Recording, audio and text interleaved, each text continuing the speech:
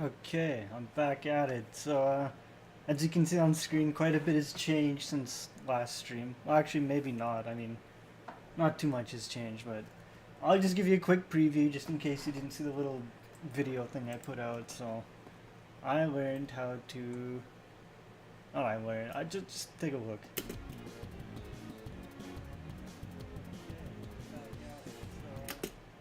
I do this every time. I always forget to mute my my stream. All right, yeah. Anyway, I ruined the surprise, so it's not a big deal. But yeah, if you look at the little video I put on like Twitter, it's this playing, but it's like dancing.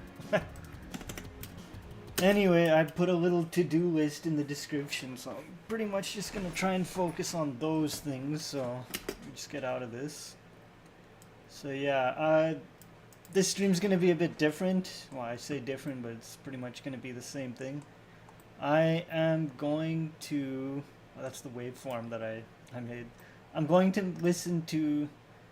It's not the SCP guy. His name is the Exploring series. But I'm gonna listen to his video on Chrono Trigger. So I don't know how this is gonna work with the music and everything, but I don't really care at this point. I just want to work on this. So I'm just gonna go silent and pretty much zone out, work away at this. And like I always say, if you have any questions, then feel free to ask me. Otherwise, let's just listen to the story of Chrono Trigger, Part 2. The Story of Chrono Trigger, Episode 2. Damn it! Oh, it's so close. It's episode 2, not part. Okay, sorry. Just go. Lavos beckons. As is usual for a classic role-playing game, the world is in danger from a great threat. Unlike normal, however, the threat is not in the present, but rather the future. An intrepid group of heroes, however, discover that they have access to time travel, and while visiting the far-flung future, they find it devastated. Accessing a supercomputer here, they find out that in the year 1999, nearly a millennia from their present, a creature known as Lavos emerged from underground and ravaged the world. The group meets up with some other brave individuals, and eventually they learn that Magus, a powerful sorcerer, apparently summoned Lavos in 600 AD. After going through great lengths and fighting countless fiends, they face off against Magus and defeat him.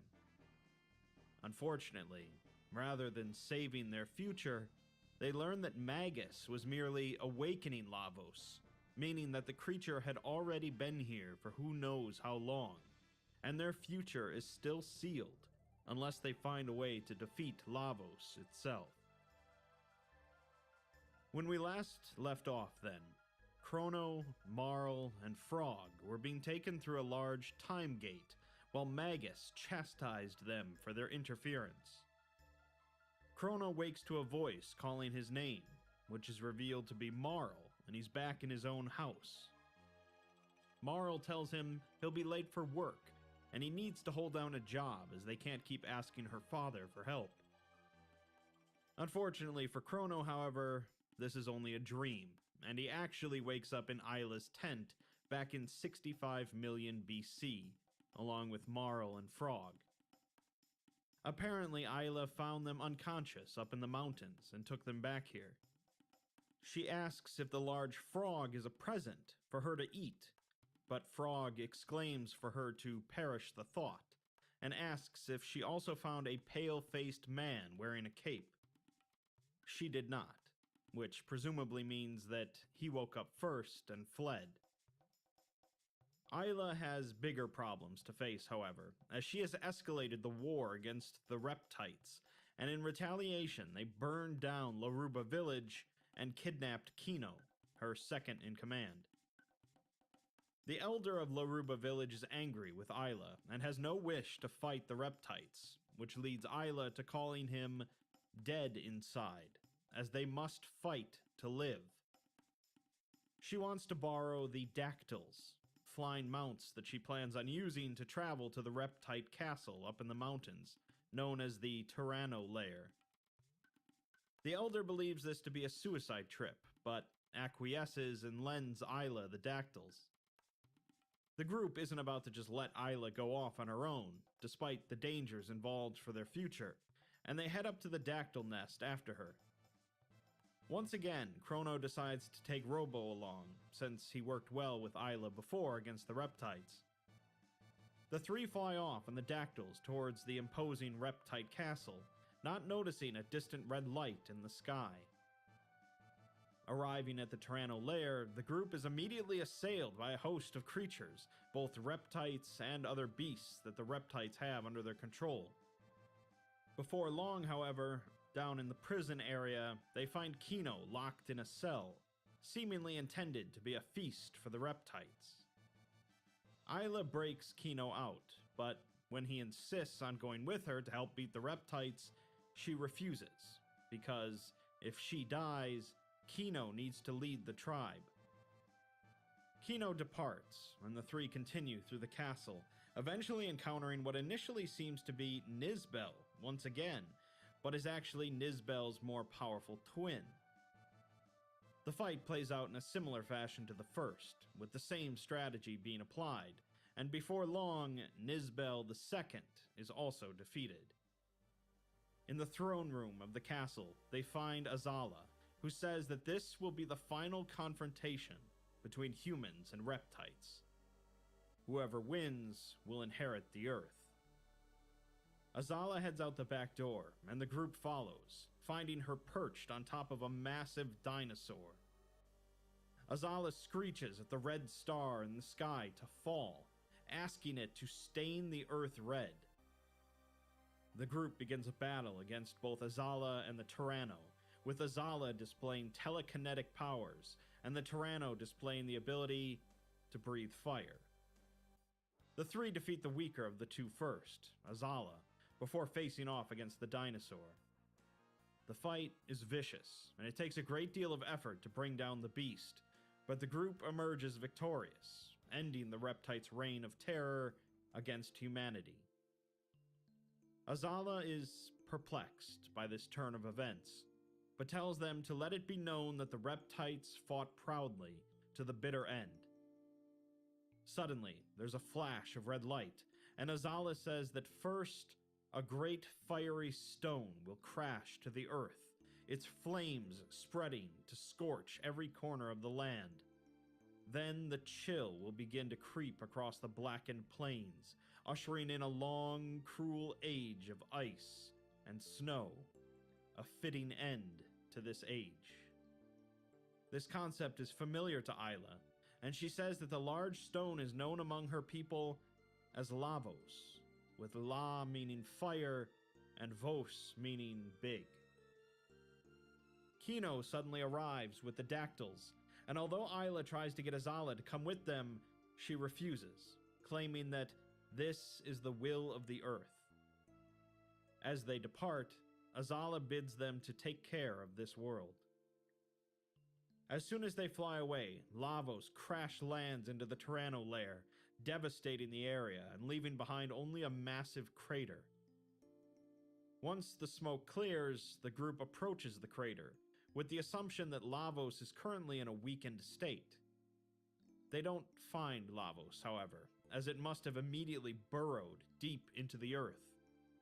Instead, they find a time gate, which Robo surmises are the result of the energy radiating from Lavos, placing strains on the surrounding time-space. Hoping that the gate will take them straight to Lavos to finish it off in this weakened state, the three jump into it. Unfortunately, it doesn't, with them instead emerging in an entirely different time period. Robo's time gyro reads it as 12,000 BC, much closer to the present, but still in the distant past.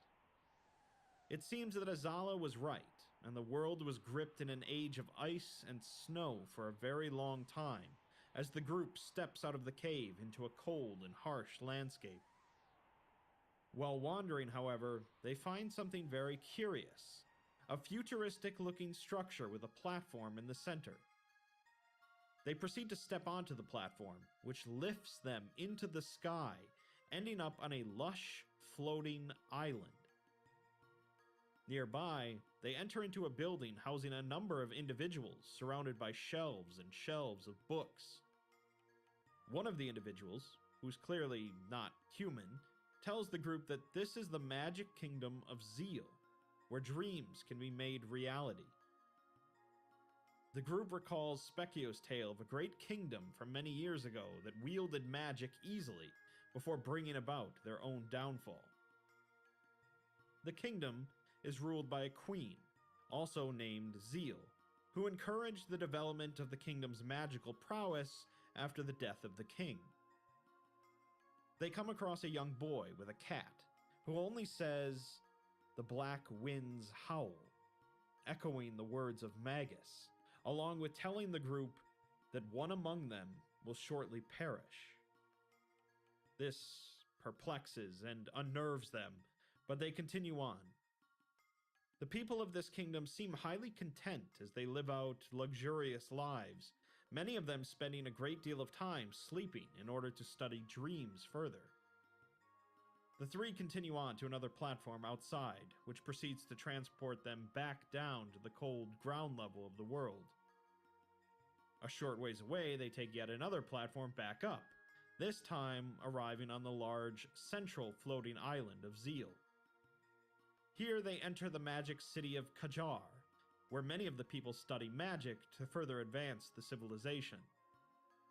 They learn that the young boy they encountered is apparently Janus, the queen's son. Queen Zeal possesses a great deal of magical power, and her daughter, Shala, is also quite powerful, but so far Janus has yet to demonstrate even the slightest magical ability.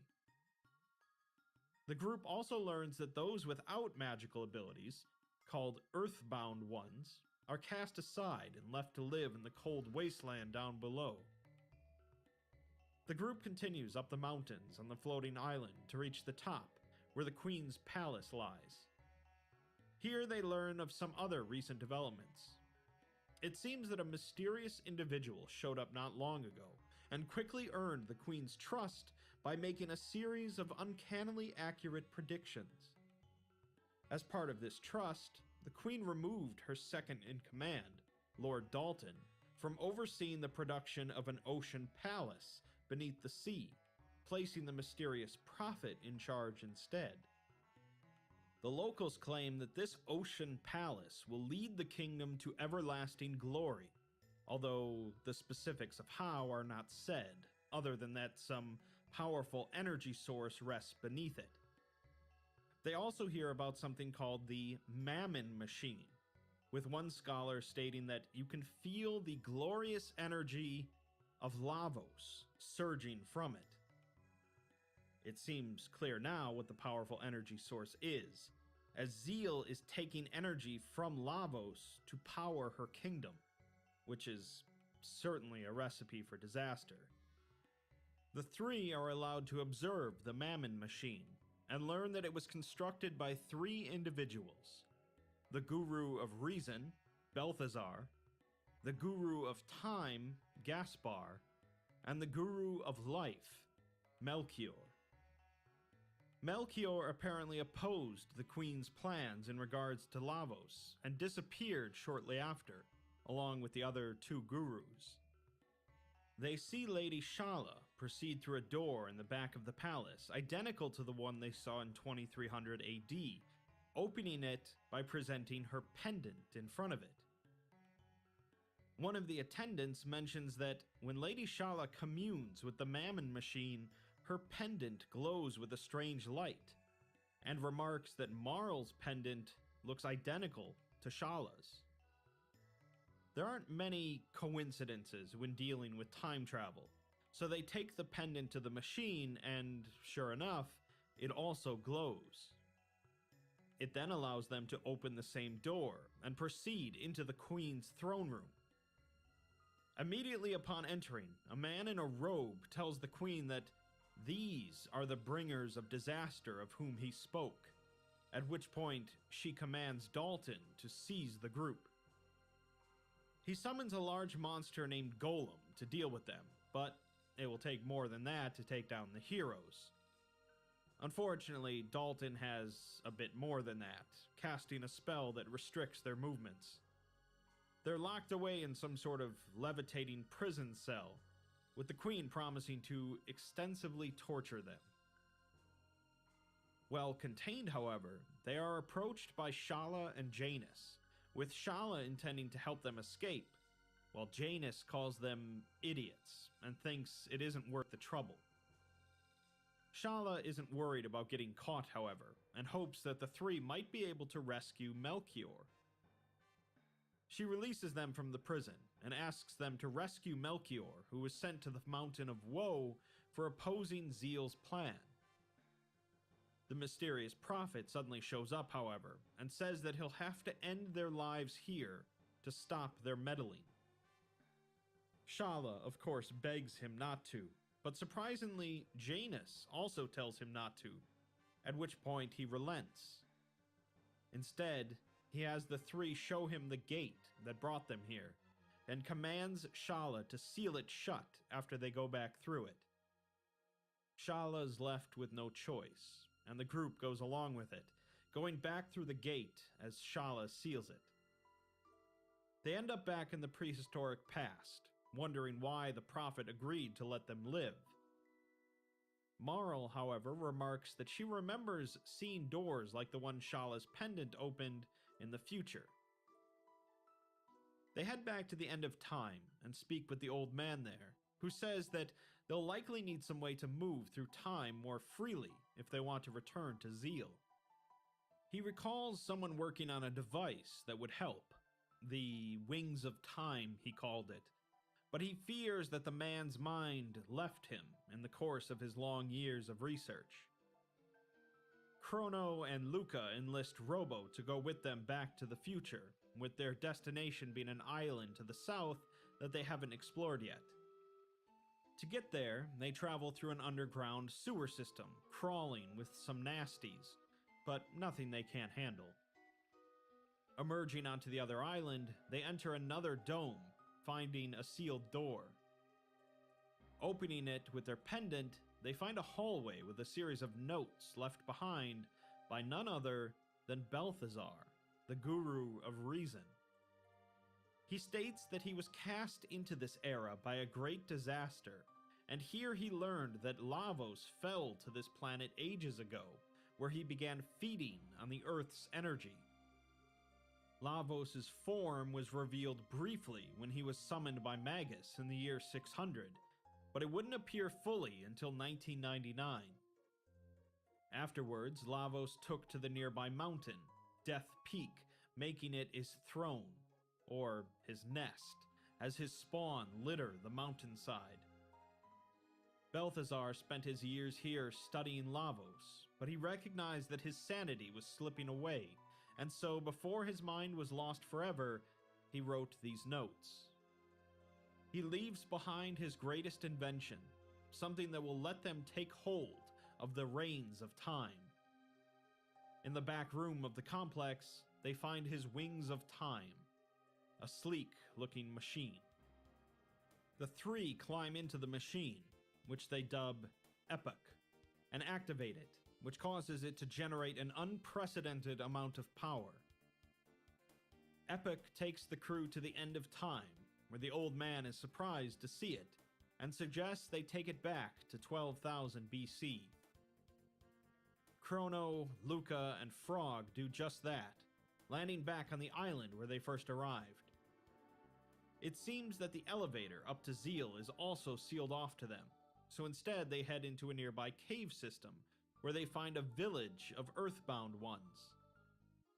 They learn that many of the Earthbound ones were taken away to build the Ocean Palace, and none of them have ever been seen again. The village elder tells them that apparently Melchior, the Guru of Life, said that Janus has even more magical power in him than Shala, but he now hides and denies the power due to his mother's insanity. Connected to the caves is a massive chain leading upwards to a floating mountain, the Mountain of Woe. Recalling that Melchior is imprisoned there and is likely someone they want freed, the group makes their way up. The Mountain of Woe is a chilly, foggy place, of course filled with monsters, but the group eventually fights their way through to the peak.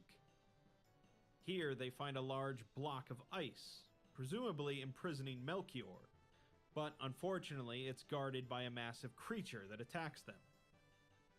The fight is difficult, to say the least, in no small part due to the creature being able to regenerate parts of its body that they destroy.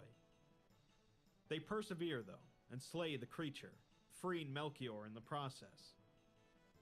Of course, the Melchior here is the same Melchior they're already familiar with, although this one doesn't know them yet. They inform him of the current events going on in Zeal, and he surmises that Lavos is overtaking the Queen's soul due to how much energy she's siphoning off of it.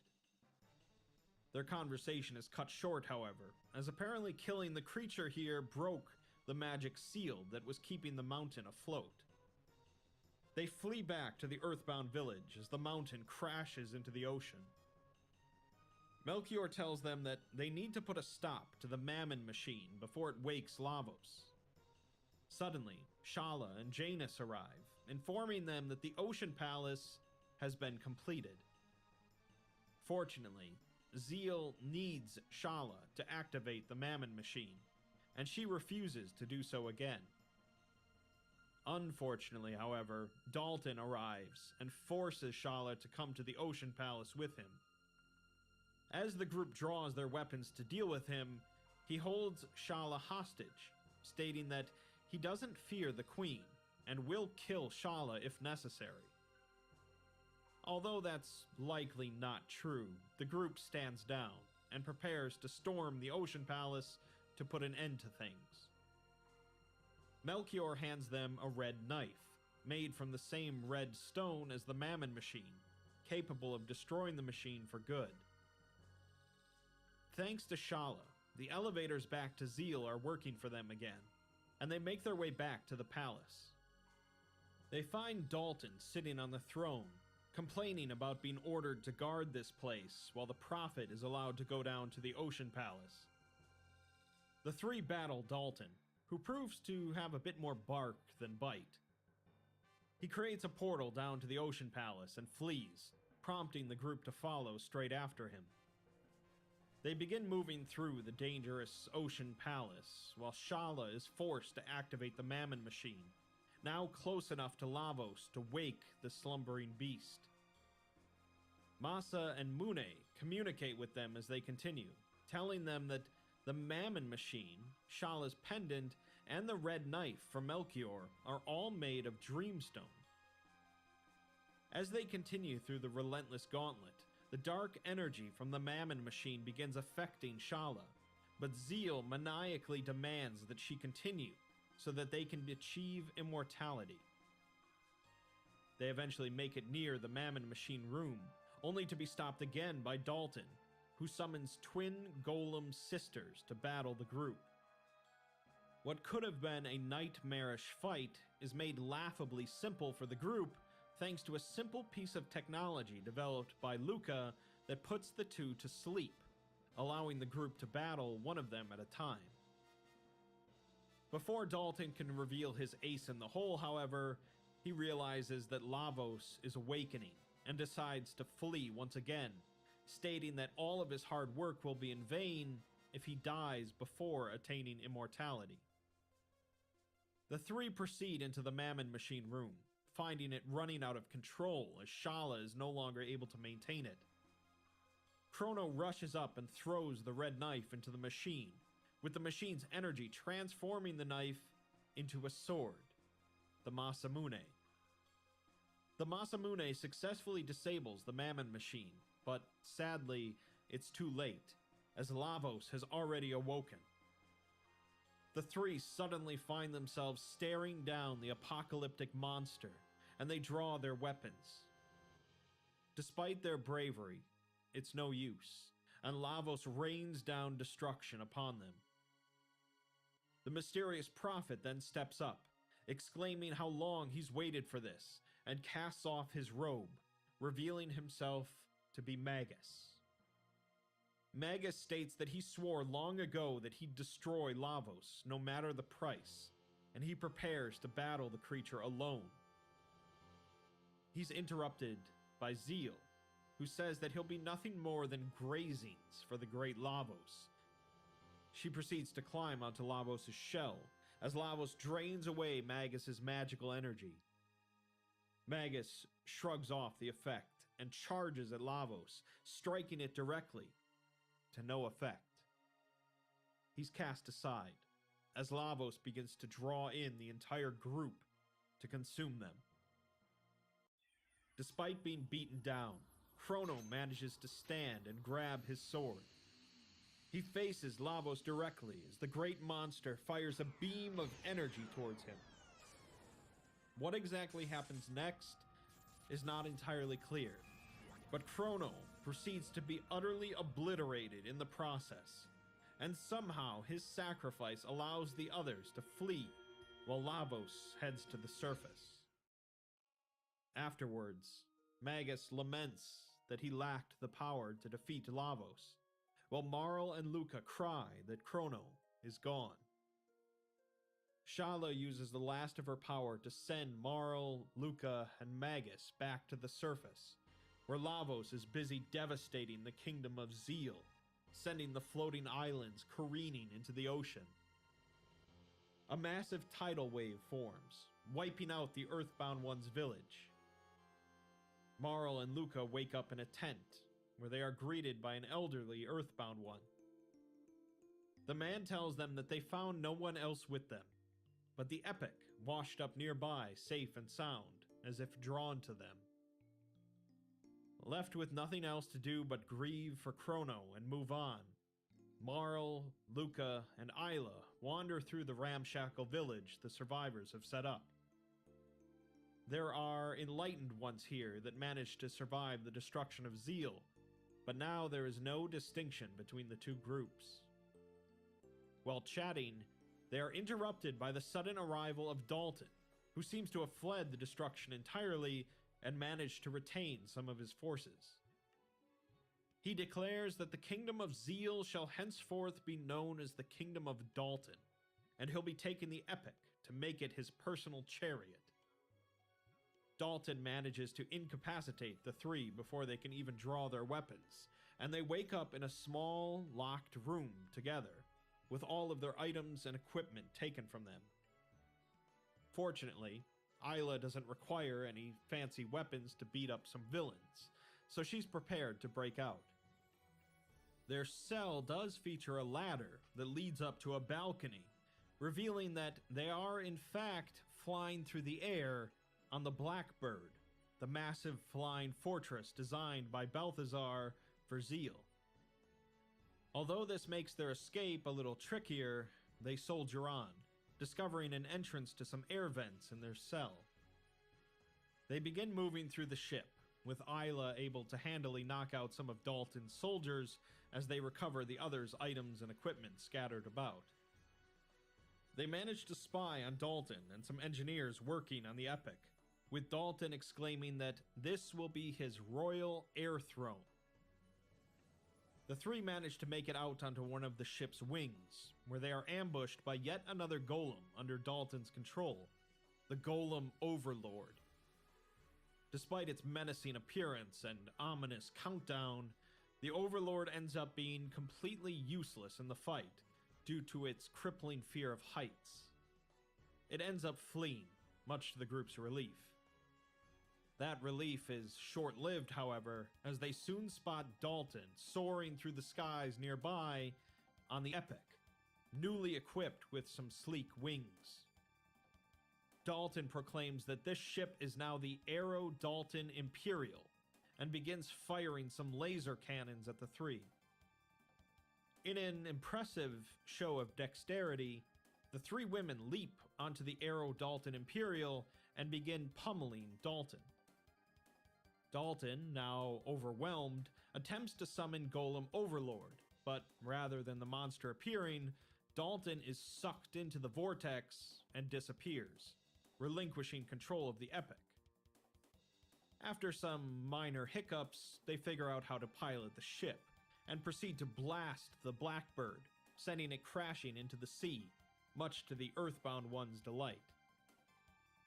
Luca is a little saddened that Dalton upgraded the ship, as she had planned on doing it herself, but regardless, they now have access to a flying time machine.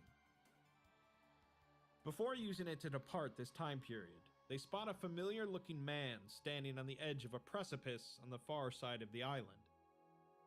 Frog, Marl, and Luca approach Magus, who tells them that he once lived in the kingdom of Zeal, but he was a different person then.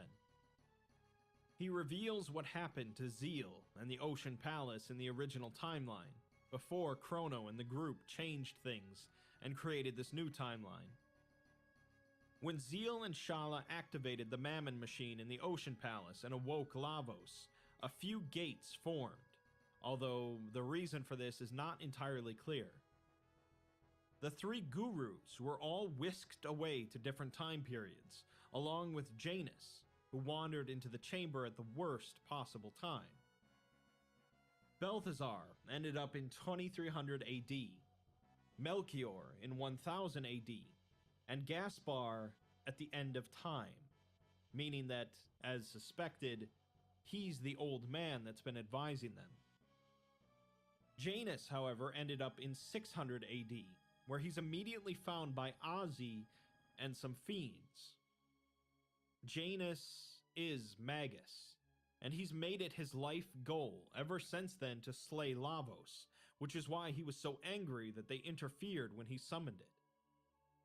He finds it ironic that another time gate would appear and bring him back to this age, where he used his knowledge of the past to convince the queen that he was a prophet. Although he was able to face down Lavos as he always imagined he would, he couldn't imagine the power of the creature.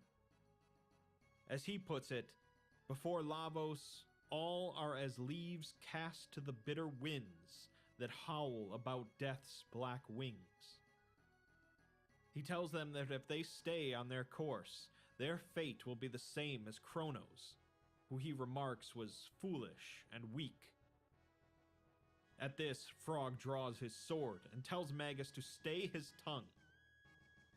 Magus is all too prepared to face off with Frog, but surprisingly, Frog sheathes his sword. He states that killing Magus will not restore either Chrono or Cyrus's life. The three prepare to depart, but Magus stops them, saying that he would like to accompany them. He doesn't exactly state his reasons for doing so, other than wishing to see Lavos defeated as much as they do, but he tells them that Gaspar, the Guru of Time, knows of a way to restore those streams of time that have been diverted from their proper courses. The enemy of their enemy is their friend, and Magus is clearly no slouch in battle, so they welcome him aboard, with a wary eye. As they climb onto the Epic, they see a massive structure rise out of the ocean. It's the Ocean Palace, but now it floats eerily in the sky as a foreboding black omen. Finding a way to bring back Chrono takes priority, however, and the group returns to the end of time, where the old man asks after Chrono. He's saddened by the news, but says that he only wishes that he could do more to help.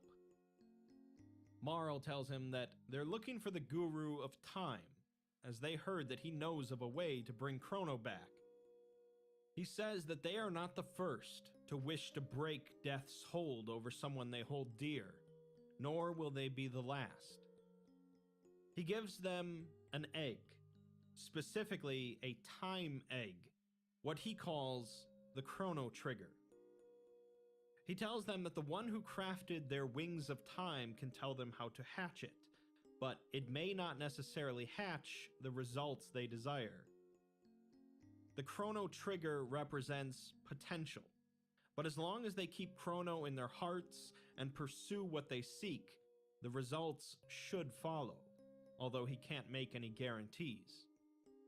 Magus realizes at this point that this is Gaspar, the Guru of Time, to which Gaspar just laughs and says that That's what he was called long, long ago. Luca, Marl, and Robo head back to 2300 AD and go back into Balthazar's lab, where they speak with a construct containing Balthazar's consciousness. He tells them that Death Peak harbors a power capable of restoring the slain to life. It's not easily invoked, as the need must be great, and the person's existence must be of the utmost importance. To carry this out, they'll need a double, a doll identical to that person in every detail.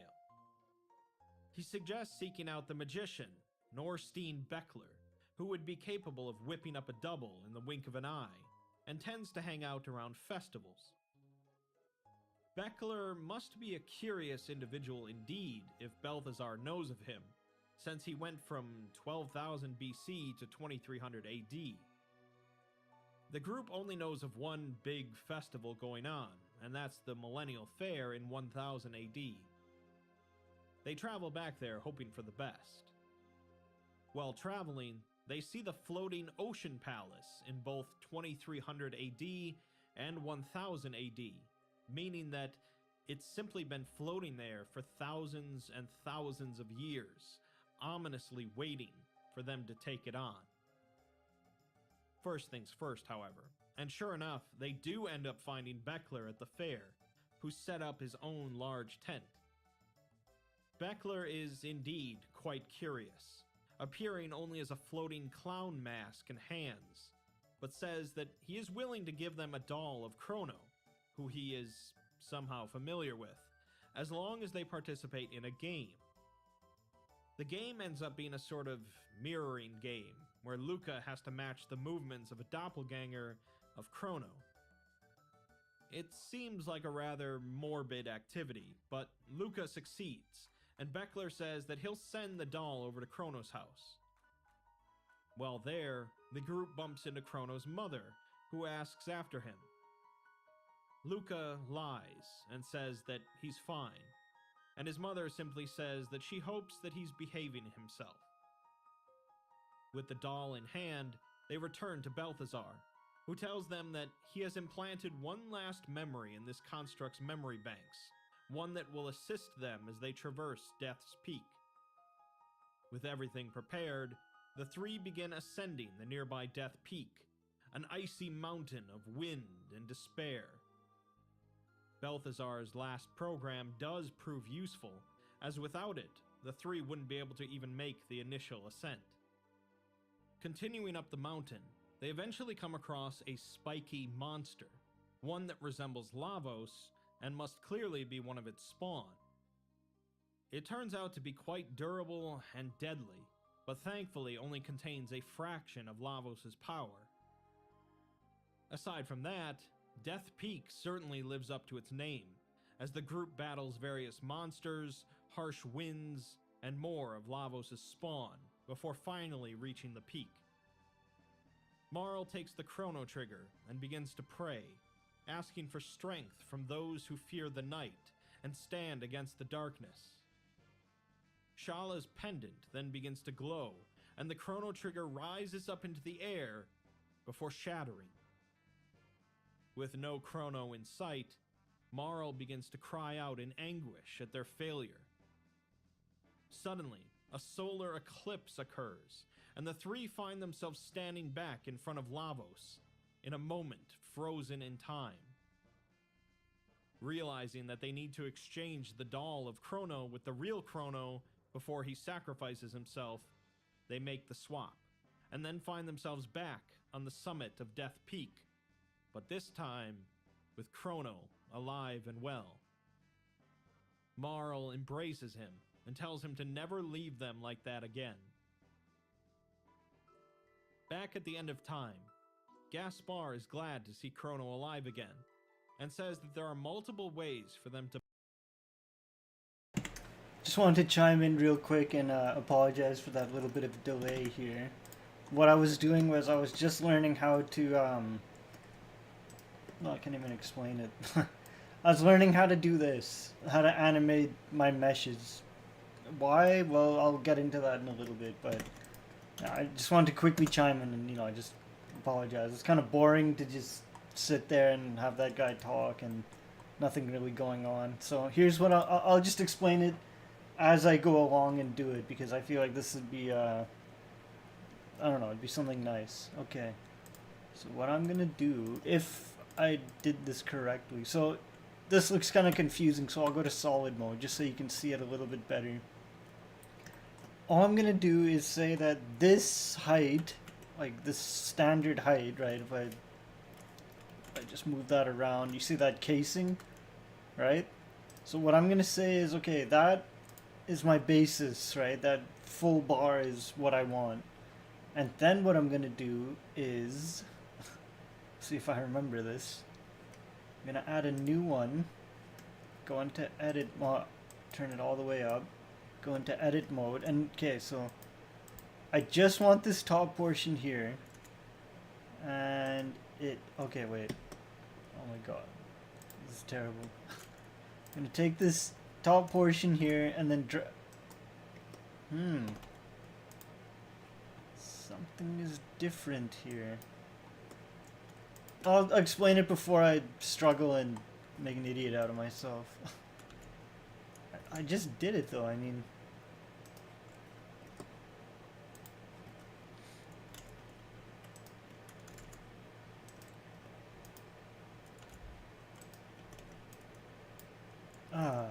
Yeah, this is I gotta figure this out, okay? Like I gotta play around with this, but essentially what I'm trying to do is this. Yeah, okay, there you go. So my little idea here, just to ramble a little bit. I want this cap, which is just the top of this.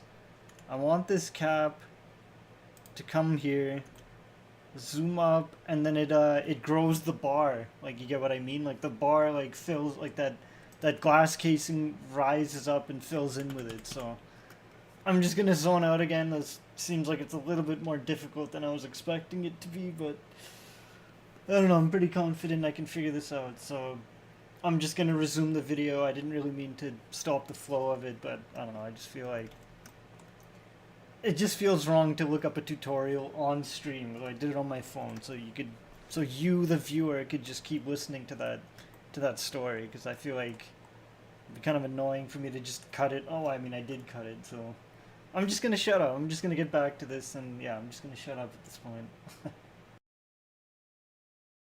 To battle Lavos, if that's truly their ultimate goal. There's a bucket here at the end of time that for some reason is connected with Lavos and will take them to it. Or they could simply take the epic to 1999 AD. There's also the Black Omen to deal with, the ocean palace floating in the sky where Zeal still hopes to re-summon Lavos. Gaspar mentions that he has had vague glimpses of events, people, and places that will empower them and give them a better chance of defeating Lavos. A forest brought back to life by the sheer determination of a woman in the Middle Ages. The fortress of one of Magus's 3 former generals in the Middle Ages. A task to be done in the future in a birthplace of machines. A prehistoric stone that will shine with the light of all the ages of the world. The restless spirit of a proud knight slain by Magus in the Middle Ages, and lingering even in the present. And an object of legend in the Middle Ages that sparkles like a rainbow. He tells the group to borrow the might of all of these lives throughout the ages, and let their strength become their own, for only then can they hope to defeat Lavos. It sounds like the group has their work cut out for them if they want to truly be prepared for the final conflict. They decide to start with the prehistoric stone that Gaspar mentioned, as they recall a number of people in Zeal that remarked on a magical sunstone that held the power of the sun, and was the source of Zeal's power before they moved on to utilizing Lavos' energy. The stone was held in a temple devoted to it, but unfortunately it sunk to the bottom of the ocean along with the rest of Zeal when Lavos attacked. The bottom of the ocean is a bit out of their reach, but thankfully it seems to have risen out of the water for some reason by the year 2300 AD. Chrono, Luca, and Marl enter the temple, where they are quickly attacked by a floating eye wreathed in flames. The eye seems to be completely invulnerable to damage, and instead it seems to be testing the group to see if they're worthy of the stone. After playing its dangerous little game and succeeding, the eye transforms into a round stone. Luca surmises that this is the Sunstone, but it's been drained of all of its energy. It could likely be recharged with sunlight, but it would take eons.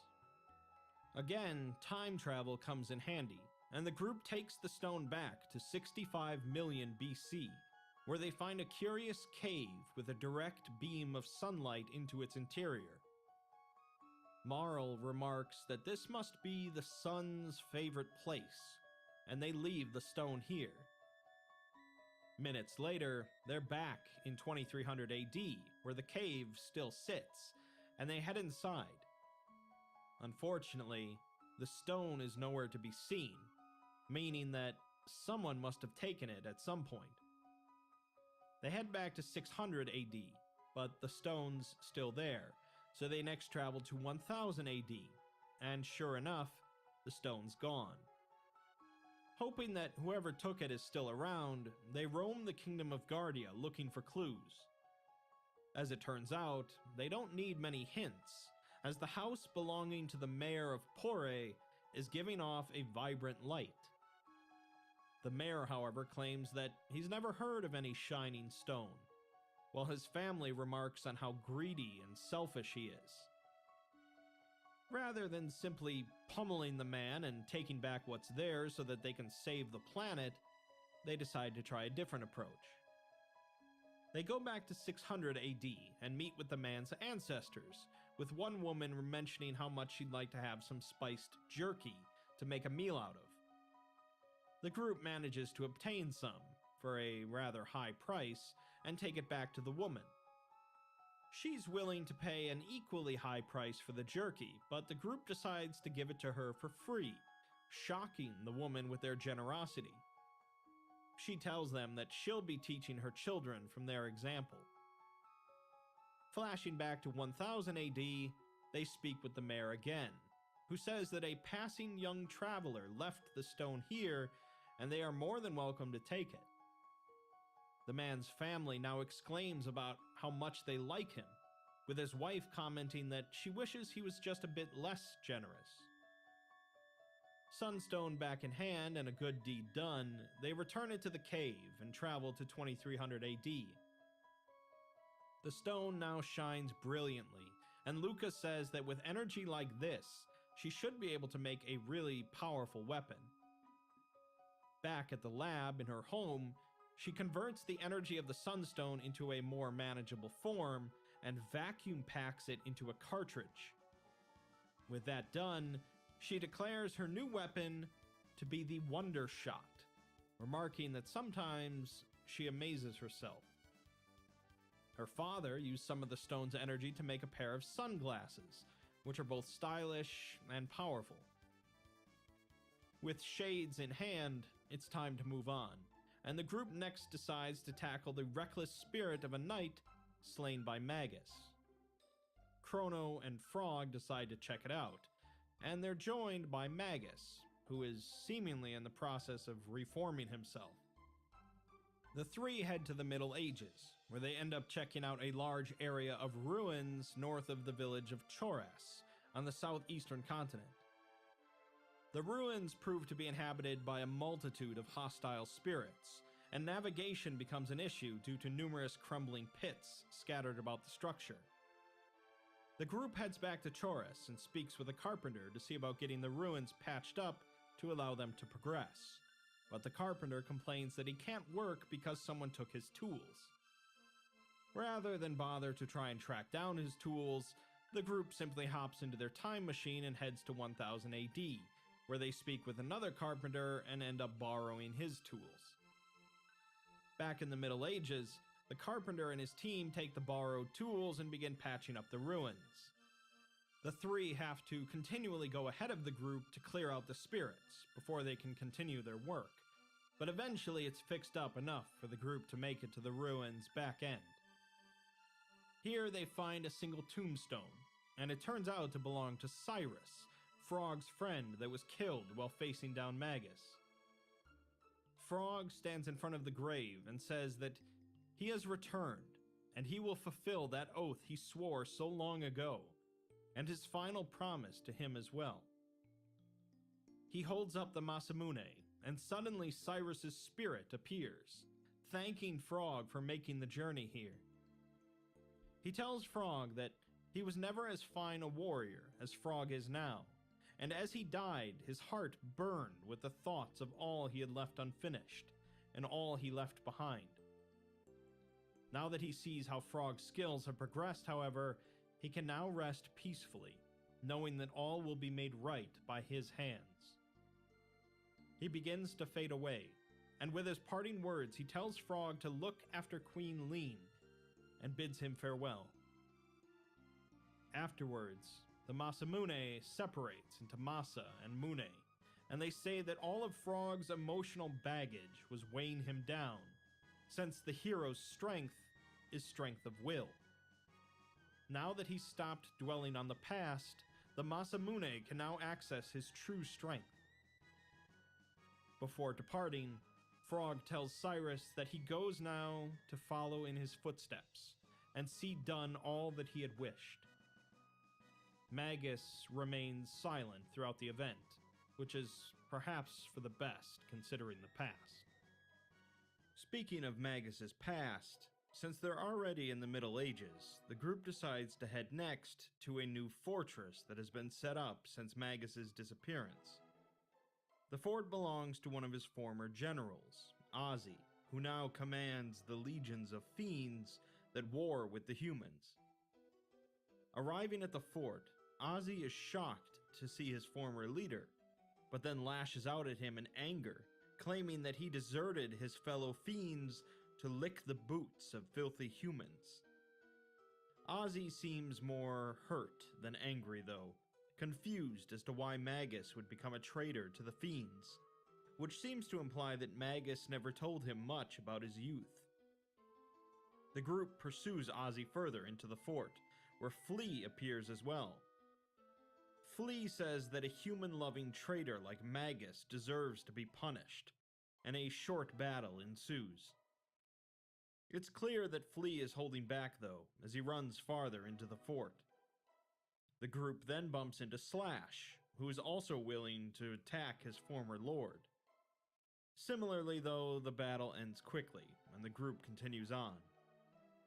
The real battle, however, occurs when Ozzy, Flea, and Slash surround the three and attack all together. This is certainly the most capable these three generals have ever been in a fight, but it's still not quite enough to beat Chrono, Frog, and Magus. Slash and Flea are defeated, but Ozzy still manages to escape the battle alive and runs away yet again. Cornered, he pleads to Magus that they fought side by side before, and Magus had said that he wanted to create a world for fiends. Magus coldly replies that he sought power, nothing more. He asks if the howling of those bitter winds has escaped Ozzy's ears, and says that the end draws nigh. Ozzy falls back on his old technique of forming a protective barrier around himself, near some large switches on the wall. When the group hits one of the switches, a pit opens up beneath them instead, with Ozzy gloating that he got them. Sadly for him though, the fall is brief, and the group heads right back up to him again. While exclaiming that they'll never defeat him, however, a cat wanders in and hits another switch, opening a pit beneath Ozzy. Presumably this sends him somewhere far worse, as the group considers the matter closed. Magus says that the past is gone, and that it was but a fleeting dream. With the war between fiends and humans well and truly over, the group returns to 1000 AD and heads over to the village of Medina, which is inhabited by fiends. In contrast to their past behavior, The fiends here are now completely friendly and jovial around humans, so much so that a ferry is now being constructed to allow easy travel between Medina and Truce. Recalling Gaspar mentioning a forest being brought back to life by a woman in the Middle Ages, the group heads back to 600 AD and roams around, stumbling upon a massive sinkhole in the desert north of Pore. In the home nearby, a woman named Fiona mentions that anything she tries to plant dies before it has a chance to grow. She blames it on the monsters lurking underneath the desert nearby. She is in possession of a young tree that has been cultivated throughout the ages and is mysteriously resilient, that she believes could restore this desert to a verdant land. That tree, in fact, hails all the way back to the time of Zeal, when a woman approached the group and asked them about a sapling that she was given by Melchior. The sapling apparently has the power to restore the earth, and although the queen ordered her to burn it, the group convinced her to grow it in secret, where it eventually was passed down to her descendant, Fiona. Chrono, Marl, and Robo decide to trek down into the sinkhole to clear the area of monsters. The monsters down there prove to be a hardy bunch, but eventually they stumble upon the real cause of the problem, a massive skeletal creature similar to Zombor, whom they fought back on the bridge. Thankfully, their past experience comes in handy, and they employ similar techniques to deal with this one. With the problem solved, they return to Fiona, who is glad to begin planting trees once again. She fears, however, that it will take ages to plant enough trees to reforest the land, and she wishes that there was someone who could work on the forest for centuries in order to turn the area green again. Robo immediately volunteers for the task, as he could remain here and work far longer than a human could, and the group can simply come pick him up in the future. The group agrees, and Robo begins working straight away, while the others hop back onto the Epic and jump forward to 1000 AD. When they arrive, they find the area transformed, with much of the island covered in forests. It seems that Robo was able to bring Fiona's dream to life after all. Where her home used to be, there is now a grand shrine, inside of which they find Robo resting on a pedestal covered in rust. They reactivate him, and he is glad to see them, mentioning that for them only a few moments may have passed, but for him it's been 400 years. His efforts were worthwhile, however, with the forest restored. To celebrate the reunion, the group decides to camp out in the forest together. While Luca works on cleaning and repairing him, Robo says that he's realized something over the last few hundred years. He believes that they are incorrect in their assumption that Lavos was responsible for creating the time gates. He has come to believe that another entity wished for them to witness certain events, or perhaps it wished to see these events for itself, almost as if it were reflecting on the days of its past. Frog says that before a man dies, he is made to bear witness a second time to those memories engraved most deeply upon his heart. There may be fond memories among them, but often as not, the ones which grieve us are the most profound. Robo goes on to say that knowing the end is approaching likely reactivates dormant feelings of regret and desire to return to moments in the past. Marl wonders if that same thing will happen to them when their time comes, and asks Luca if there's a point in time she'd like to return to. Luca hesitates, but says no, not really. Marl apologizes for asking, but Luca says that it's okay, it's just something she doesn't like to think about too much. Back to the other topic, Frog says that even if Lavos did not open the gates, his fate is clearly bound to that of the one who did, as Lavos has played a role in every age they visited. Magus asks Robo who he thinks this entity is, but Robo doesn't know, only suspecting that it is an entity greater than any of them. Perhaps they won't know until their journey comes to an end. After the group falls asleep by the fire, Luca wakes up alone and hears a sound coming from nearby. Upon investigating, she finds a gate, which she decides to enter by herself. The gate exits out into Luca's home in the year 990 AD. She finds a diary entry written by her younger self, in which she shrugs off any interest in science, stating that girls don't need to know about that stuff. Downstairs, she finds a note written by her father, stating that the password to shut off his device is the name of his one true love. In the main room, she finds her younger self, along with her mother, and she realizes that this is the day of her mother's accident. One of Tabin's machines is running, and Luca's mother decides to clean it when her skirt suddenly gets caught in the mechanisms. In the past, Luca desperately tried to turn off the machine, but didn't know the password, resulting in the machine crippling her mother. Luca is given a second chance here, however, and enters in the password, Lara, the name of her mother. The machine shuts down, and history has been altered. Upstairs, Luca spends some time crying over what just happened before returning through the gate. She is greeted by Robo, who seems to know where she went, and says that that was always weighing on her mind because she's always thinking of others. He then gifts her a piece of amber he created by taking some sap from the trees here and putting it under a great deal of pressure for the last 400 years.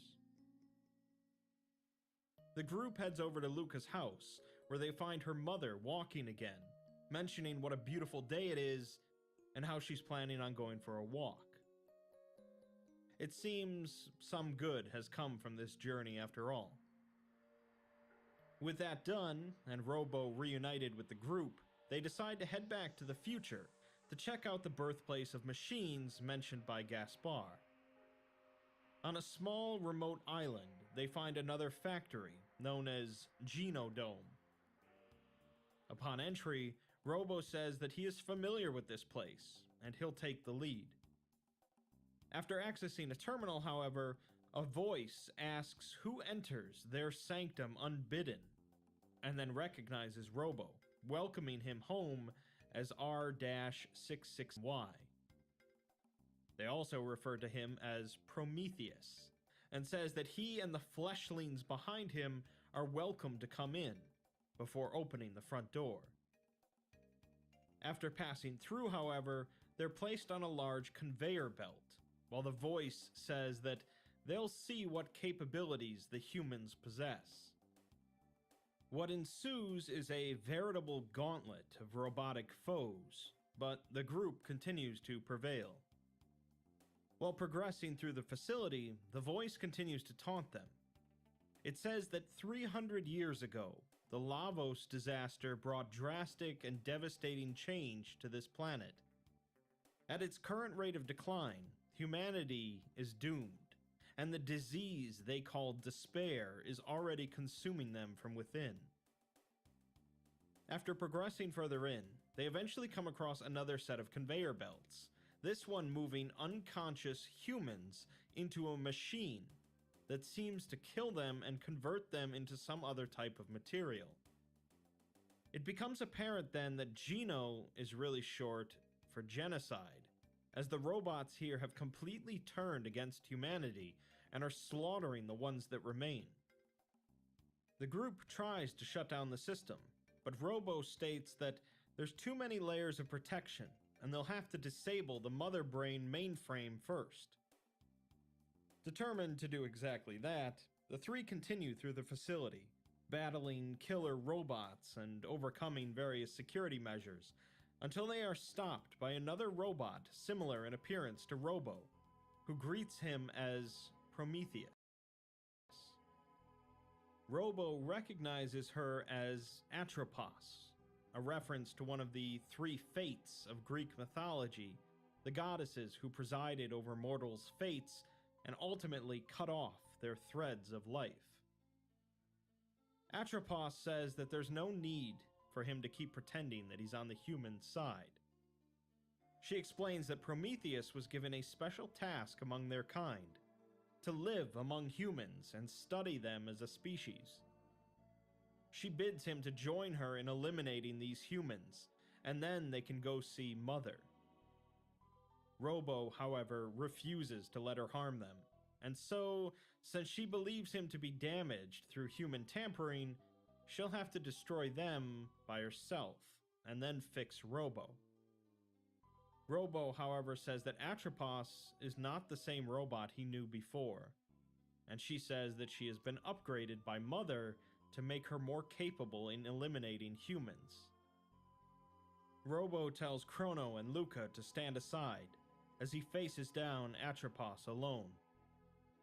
Fortunately, Robo has also grown stronger in his time with the others, and though Atropos is a capable opponent, he emerges victorious. The fight seemed to have knocked something loose in Atropos, as she now seems to recognize Robo for the first time, and asks what happened to her. Her old memories, which were supposed to have been wiped out by Mother, have been restored, but unfortunately her core systems are now failing due to damage. Before failing completely, she gifts Robo her computerized ribbon, and tells him goodbye. All that remains now is to face off the reason for all of this genocide, the Mother Brain. Upon approach to her chamber, she tells the group that one day, Lavos' children will return to the stars to seek out new planets and new sources of sustenance. When that day comes, this planet will have its chance to heal, so long as there are no humans to interfere. The robots will establish a new world order, a unified nation of steel and pure logic, a utopia free of sadness and suffering. Evolution has chosen them to be the seeds of the next generation. Obviously, the three aren't going to accept that, so they enter into her chamber, where a number of panels emit a holographic image of a female form into the center of the room. Mother Brain introduces herself, and then tells Robo that she'll restore his logic and reset his circuitry. Then they can dispose of these filthy humans together. Robo, however, says that he cannot permit her to do that, as his memories are too valuable to be deallocated, and so are his friends. Mother Brain asks if he'll betray her and all of robot kind in order to side with the humans, to which Robo responds that he has learned a great deal from humans, and he wants to see the future that they bring about. This only causes Mother Brain to break out in laughter, saying that there is no future for the humans. Of course, a fight begins, and despite the group quickly destroying the three displays projecting the hologram, Mother Brain herself remains, suggesting it to be possibly some sort of hard light. Regardless, the group continues to attack the manifestation itself, throwing everything they've got at it. Eventually, it dissipates, and Robo uses the nearby terminal to completely disable the entire facility. With that, the potential reign of robots in the future is put to a close. That finished, the group decides to return to the present, with Marl finally deciding to return back to her home, Guardia Castle. Unfortunately, upon arrival, she immediately gets into a shouting match with her father after he insults the others in the group. He says that she's a daughter of the line of Guardia, and consorting with their like is a disgrace to this family's name. Marl says that this only confirms what she suspected, that he cares more about the kingdom than he ever did about her or her mother. She then accuses him of killing her mother, which outrages him, resulting in him banishing her from the castle and disowning her. Sensing that it's best not to stick around the castle for long, the group departs, recalling something that a fellow adventurer asked them to do back in the Middle Ages. The adventurer, Toma, had been in pursuit of a legendary fossil known as the rainbow shell, supposedly capable of being forged into some incredibly powerful pieces of equipment. Despite being close to finding it, he confided in Chrono that he can't shake the feeling that things will go sour and his luck may finally run out. He had given Chrono a bottle of alcohol and asked him to pour it over his gravestone if anything bad should befall him. Toma didn't end up being killed in any sort of horrible expedition, but the group decides to pour the spirits out anyway over his gravestone in 1000 AD. Upon doing so, Toma's spirit appears, which would normally be pretty surprising, but the group is accustomed to odd occurrences by this point. Toma's spirit immediately reveals that he managed to actually find the rainbow shell on an island nearby called the Giant's Claw. There are droves of monsters in the caves there, however, and he couldn't manage to retrieve the shell himself. With that, he departs, and the group takes the epoch back to 600 AD and over to the island to begin exploring its caves. Shortly after entering the caves, however, they stumble into a familiar-looking structure, the Reptite Lair. Rather than being completely destroyed when Lavos fell, parts of it were merely pushed underground and managed to stick around for millions of years. Chrono, Marl, and Frog progress through the area, passing through sections of both castle and cave, battling prehistoric monsters that have somehow remained isolated to this island all this time.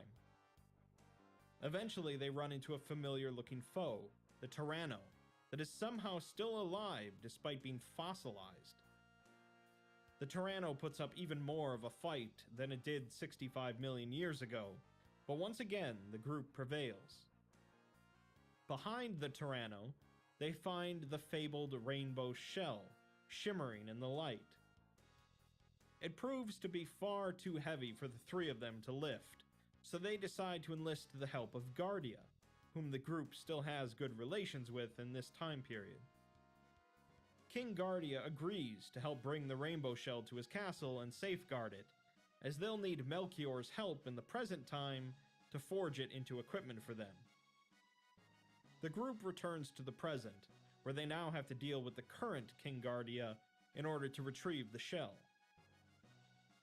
Surprisingly though, upon entry to the castle, they're informed that the interior of the castle has been sealed off by order of the Chancellor until the trial is over. Further questioning reveals that the trial is centered on King Guardia himself, accused of selling off a royal heirloom, none other than the rainbow shell. The group barges into the courtroom, where the Chancellor is currently questioning the king.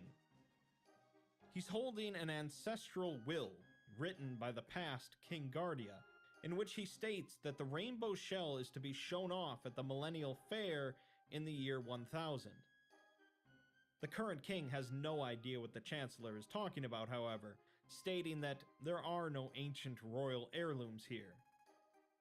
The Chancellor, in turn, claims that the king denies the shell's existence because he no longer owns it, instead selling it off for no reason other than his own greed. Upon Marl's entry, the king tells her that the Chancellor is trying to frame him, to which the Chancellor says that all he needs to clear his name is for them to bring in proof that the shell remains in the castle. It's fairly clear to them that the Chancellor is up to no good, but they're kicked out of the courtroom. Fortunately, the shell should be somewhere in the castle, provided that the Chancellor hasn't done anything with it. The three progress to the castle's basement, where they overhear some fiends mention that their boss is finally going to settle his 13-generation-old family grudge by framing the king with fake evidence. They beat down the fiends in a haste and hurry along, while upstairs in the courtroom, the Chancellor brings in a false witness to proclaim that He bought the shell from the king, who looked desperate for money. Finally, in the back of the basement, they find the rainbow shell, attached to which is a note written by Queen Lean. The note is written to Marl, in which Lean tells her that even though things aren't easy with her father right now, she'll always be his daughter. Nothing can break the bonds of blood, neither distance nor words of anger. Someday she'll leave the nest and have children of her own, and then she'll understand the truth of what she says. Blood is the sap that flows through the limbs of a family tree, and come what may in future days, they'll be forever joined by that. With time of the essence, they break off a shard of the rainbow shell and hurry back upstairs, where the jury is currently proclaiming the king guilty. The guards at the front of the court will not budge to let them enter, so Marl leads the group around to a separate entrance. The separate entrance turns out to be behind the massive stained glass window, and just as the guards are about to haul off the king, Marl bursts out of the window into the courtroom. She declares the entire situation to be a setup, and shows off the shard from the shell.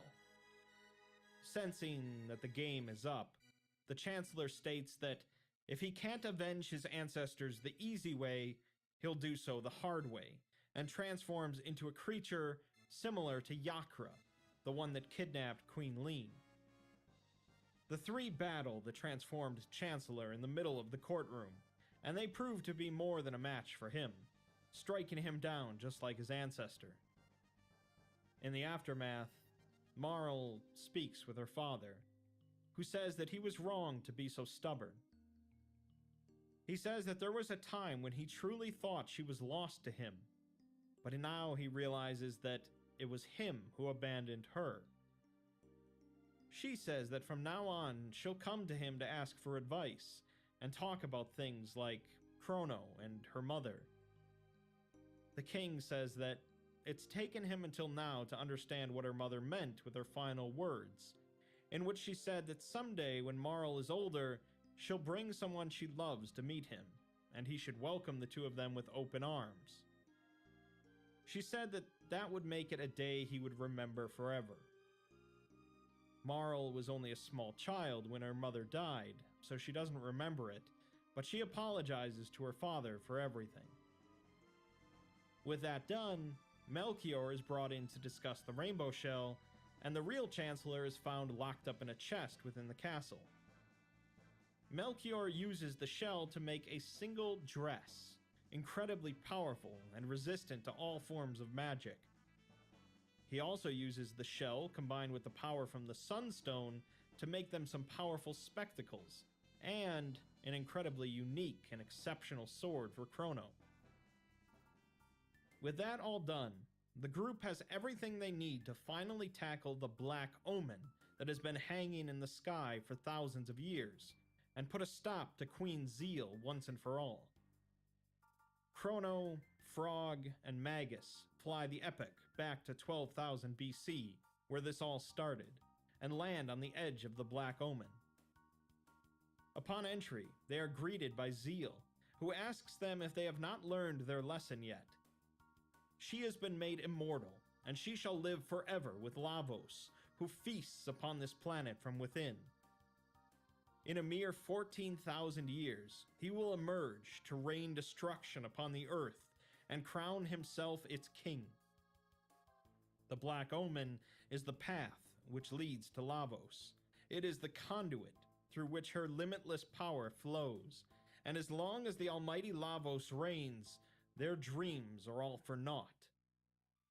With that, she departs, leaving behind an abomination to battle the group. After defeating it, the three begin trekking through the massive structure, which turns out to be filled with the most dangerous creatures they've had to face so far, empowered by Lavos' energy. Between Chrono and Frog's sword abilities and Magus' mastery of magic, however, they manage to progress. After what seems like a never-ending tide of monsters across multiple floors of the gigantic floating complex, they finally come across Zeal again. She's standing in a chamber where other versions of the group stand floating in pillars of light. Upon approaching her, she says that it is their futures that slumber in this hall, destiny in its essential form. All their dreams that might have been, all the happiness and sorrow they might have known, their tomorrow as it has been witnessed.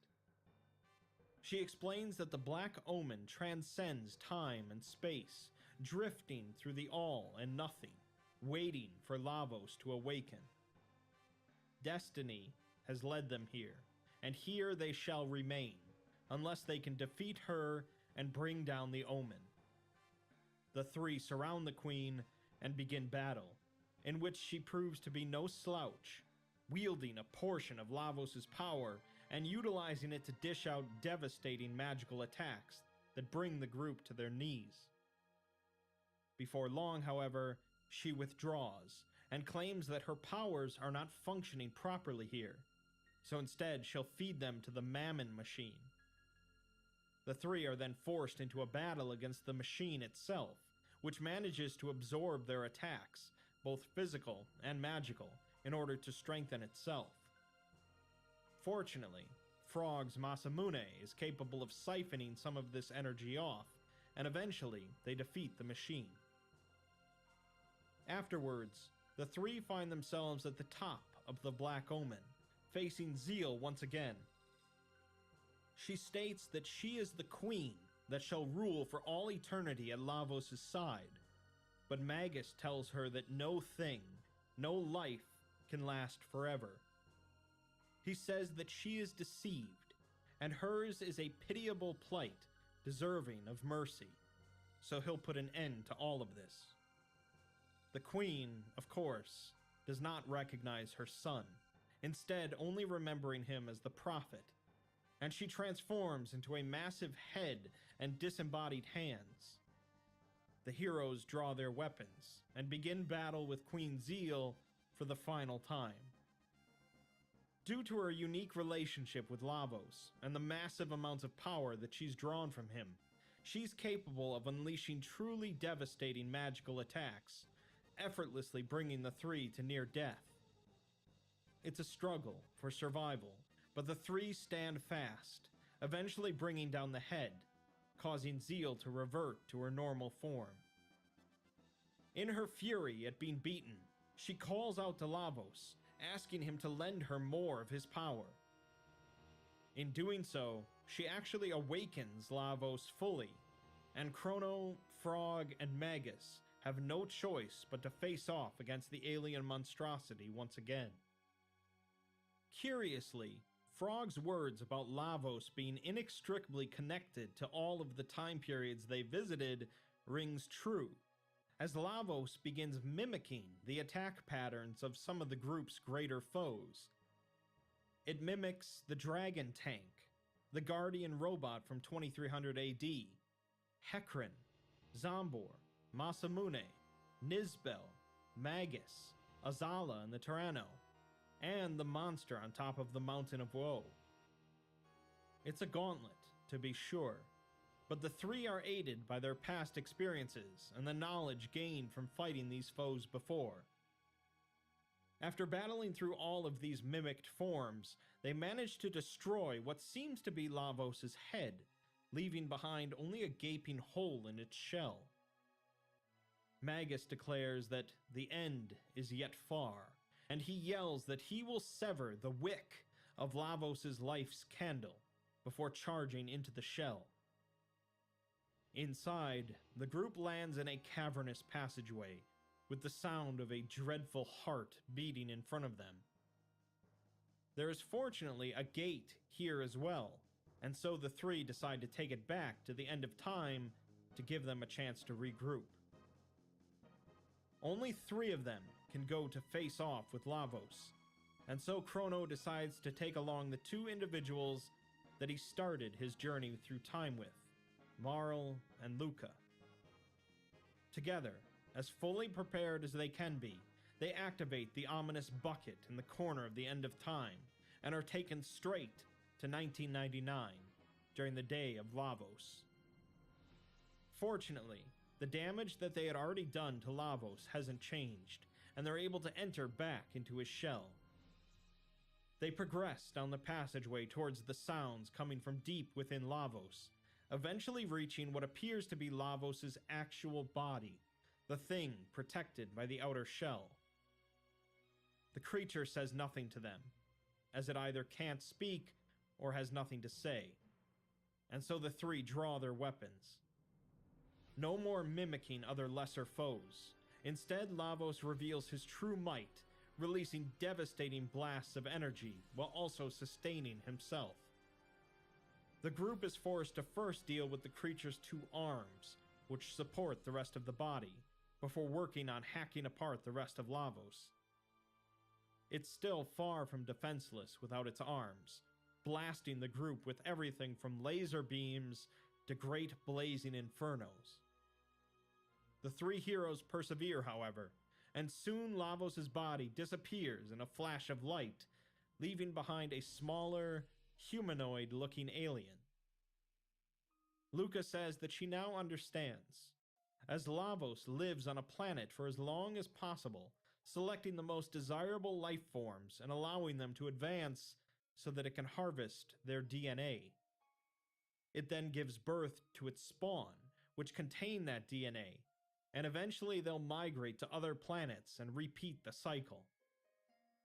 In other words, Lavos has influenced human development for millions of years, specifically for them to advance and then be harvested for their prime DNA, before its spawn repeat the process across the galaxy. It is a parasite of the highest order, and they're determined to eliminate it. The creature engages them again, and it's clear now that they were wrong before, as this is its true form, the core of Lavos. It's joined by two floating pods that work to support it, but the group focuses on the humanoid alien.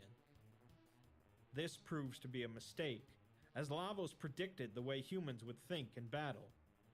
It turns out that Lavos' core is actually contained inside one of the pods, and it can regenerate the other two forms again and again.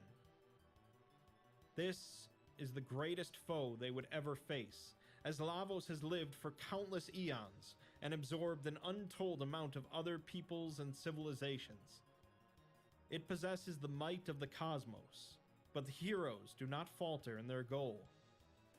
They unleash their most powerful abilities, demonstrating true mastery over magic and combat, and eventually they prove that their force of will is stronger than that of Lavos. The core is destroyed, and Lavos emits one last scream as it dies. Visions of multiple locations across multiple time periods flash before their eyes, and then they slip into unconsciousness. Chrono awakens in his bed at home, but this time he's been awoken by a soldier of Guardia. He is informed that his stay of execution has been withdrawn, and he will come to the castle to have his sentence carried out. He is brought before the king, and asked where he took the princess. Marl then rushes in, exclaiming that Chrono hasn't done a thing. The king then turns to the chancellor, who says that Marl is quite clearly delusional, as Chrono's deeds have impacted the entire kingdom. Marl begins to yell and argue, but the king reveals that he knows that they have saved the future. Doan then appears from the year 2300 and says that they saved the future and taught them what it is to have hope. The King Guardia from 600 AD also appears and says that they defeated Magus' troops and restored peace to the Middle Ages. Kino then walks in and states that Chrono beat the Reptites as well. Finally, Luca walks out from behind the throne, and Marl realizes that she brought them all here to celebrate. All of these individuals are past and future members of the Guardia line, and they informed the king about what the group has done. They have arranged for a victory parade to celebrate Chrono and the others for saving the world. Chrono and Marl head off to the Moonlight Parade held at the fairgrounds, where a great celebration is going on. They spot Luca's parents, with her mother bugging her father to dance, and they speak with Chrono's mom, who wishes that Chrono would spend a little more time around the house. They speak with Melchior, who says that his days as a smithy may very well be behind him now, but looking up at the beautiful sky, it's hard to be worried about something like that. After enjoying the dancing and the merriment, Chrono and Marl proceed to the back of the fairgrounds, where they find all of their companions. With the celebrations coming to a close, it's time for the others to return to their respective time periods. The gates are growing weaker now that Lavos is gone, and soon they will cease to exist at all. Isla and Kino leave first, with Marl telling Kino that, as her ancestor, he'd better have strong, healthy kids, or she'll be in trouble.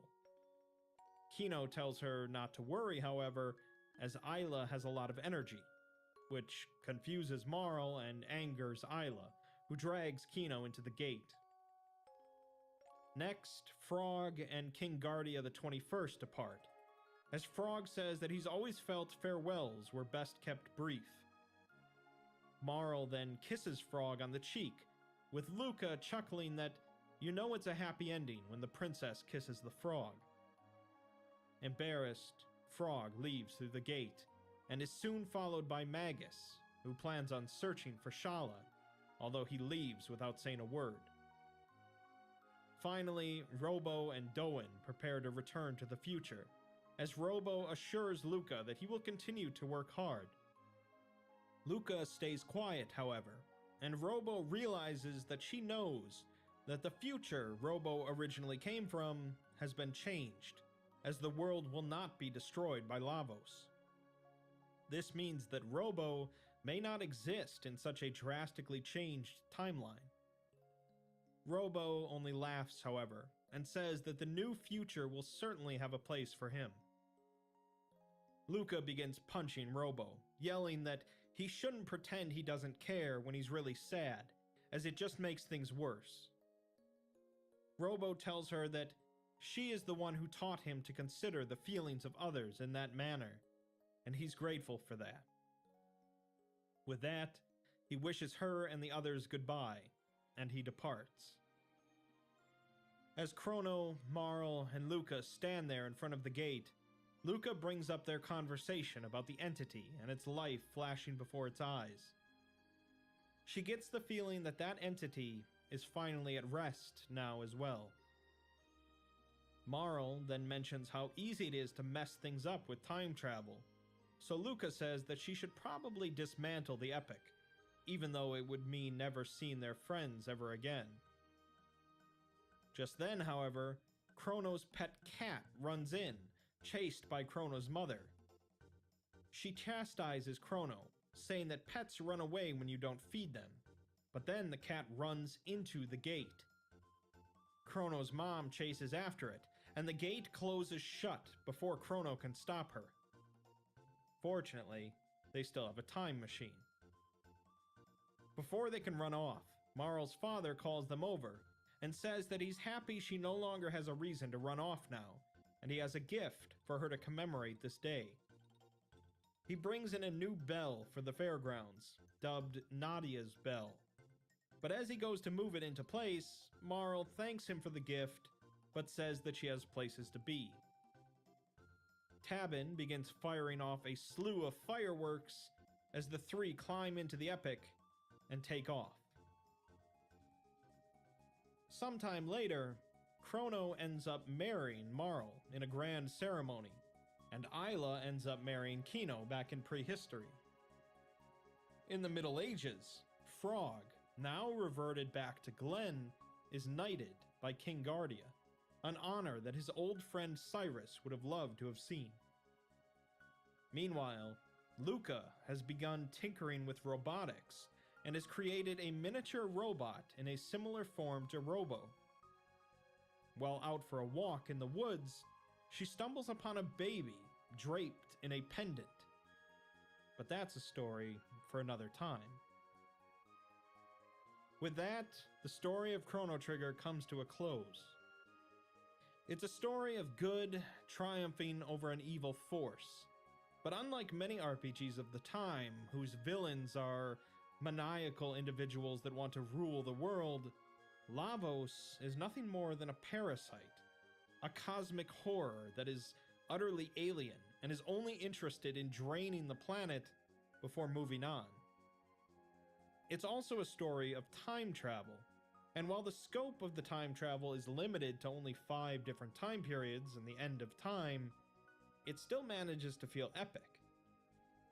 The game also features a relatively small roster of only 6 or 7 playable characters, but all of them are exceptionally memorable, and a bloated cast would not have aided the story. It's no surprise that Chrono Trigger is often hailed as one of the greatest games ever made, but what is perhaps surprising is the lack of a direct sequel. Instead, we were given Chrono Cross, an exceptional game in its own right, but one that features none of the characters from Trigger as playable characters. Regardless, Chrono Trigger stands alone as an incredible piece of 16-bit storytelling, one that clearly stands the test of time.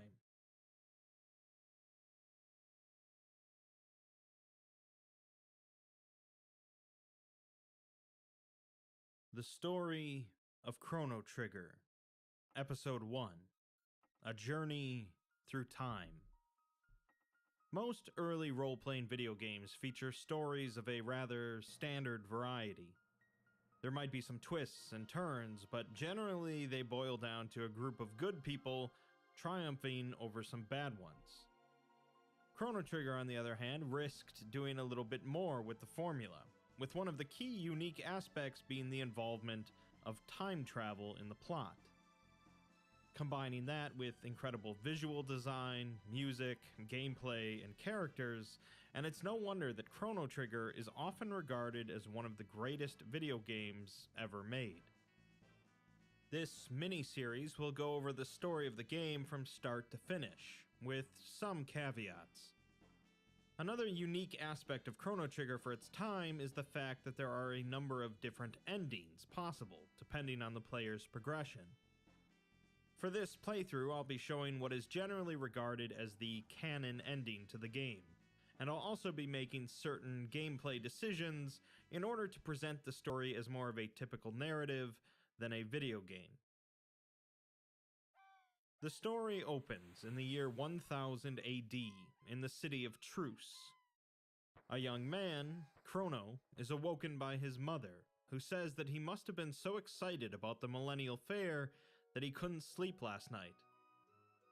The fair is being held to commemorate 1,000 years since the founding of the Kingdom of Guardia, and is host to a wide assortment of shops and activities. Chrono plans on visiting his friend Luca there, a renowned inventor who is showing off her latest invention. Chrono's mother hands off his allowance, and he heads over to the fair. After chatting with some of the other attendees and betting on a race, Chrono moves further into the fair. Here, he accidentally bumps into a young blonde girl, sending them both to the ground. When they get back up, the girl remarks that her pendant is missing. Chrono quickly finds it nearby on the ground and hands it back to her. She thanks him and says that she's not from Truce, but she came here to visit the fair. She asks if he wants to walk around the fair together, and introduces herself as Marl.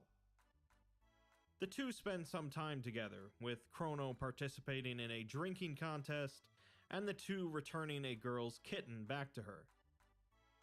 While speaking with a swordsmith named Melchior, he asks Chrono if he'll try and convince Marl to sell him her pendant, but Chrono refuses. Eventually, the two hear that Luca is finished setting up her new invention, so the two progress to the back of the fairgrounds. They find Luca along with her father, Tabin, with them showing off a set of teleportation devices capable of teleporting matter from one of the pods to the other. Luca is glad to see Chrono, as no one here is willing to try the teleporter, and she quickly convinces Chrono to give it a shot. The machine hums with energy as it powers up, until it finally activates, successfully sending Chrono to the other pad. Marl remarks that it looks like fun, and she wants to give it a try as well. Luca and her father fire up the machine once again, but this time, Marl's pendant begins to glow, and the machine goes haywire. A large portal spontaneously appears, and Marl is pulled into it before it closes.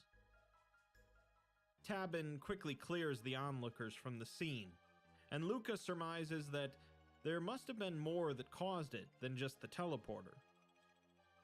Chrono finds Marl's pendant on the telepad and picks it up, with the intention of following her wherever she went. Luca and her father activate the machine again, and once more the portal opens. Luca wishes him good luck and says that she'll follow him through as soon as she figures out what went wrong here. Chrono gets dumped out of the portal into a very different locale, up in the mountains. Before he has a chance to catch his breath, however, he's attacked by a small group of fiends. Fortunately, Chrono is somewhat capable with a sword and fends them off. He tackles a few more fiends on his way down the mountain, and after emerging, realizes that he's still in the City of Truce, but it looks a bit different, with no Millennial Fair going on. Speaking with a resident, she tells him that, of course, there's no Millennial Fair, as their kingdom is only 600 years old, and King Guardia the 21st is on the throne instead of King Guardia the 33rd. It would seem that Chrono has been sent 400 years back in time, and Marl is nowhere to be seen. Speaking with some more residents, he learns that the kingdom is currently at war with an individual referred to as the Fiend Lord, and the king's soldiers recently found the queen wandering in the canyon after being missing for quite a while. Chrono decides to head up to Guardia Castle after checking the whole town for Marl. Arriving at the castle, Chrono is accosted by the guards at the front, until the queen shows up and orders them to stop. The queen turns out to shockingly resemble Marl, and says that Chrono is a friend of hers. She then walks off, and Chrono briefly speaks with the king, who remarks that his wife has been acting a little strangely since she was rescued. Chrono heads upstairs to speak privately with the queen, who reveals that she is, in fact, Marl, but everyone keeps calling her Lean for some reason. She says that she somehow knew he would come after her, but she suddenly starts crying out in pain before vanishing entirely. Chrono, bewildered, heads back downstairs, where he bumps into Luca, and he informs her of what happened. Luca is far less confused by the situation than Chrono, however, and she explains what's happened. Marl has been mistaken for her own ancestor, as she is actually Princess Nadia of their time period. Queen Lean was kidnapped in this time period, and someone was supposed to have gone and rescued her, but their presence here has changed history.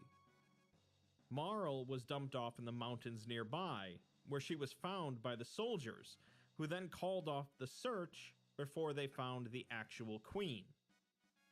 This change will apparently lead to the real queen being killed, creating a paradox that will erase her descendants, including Marl.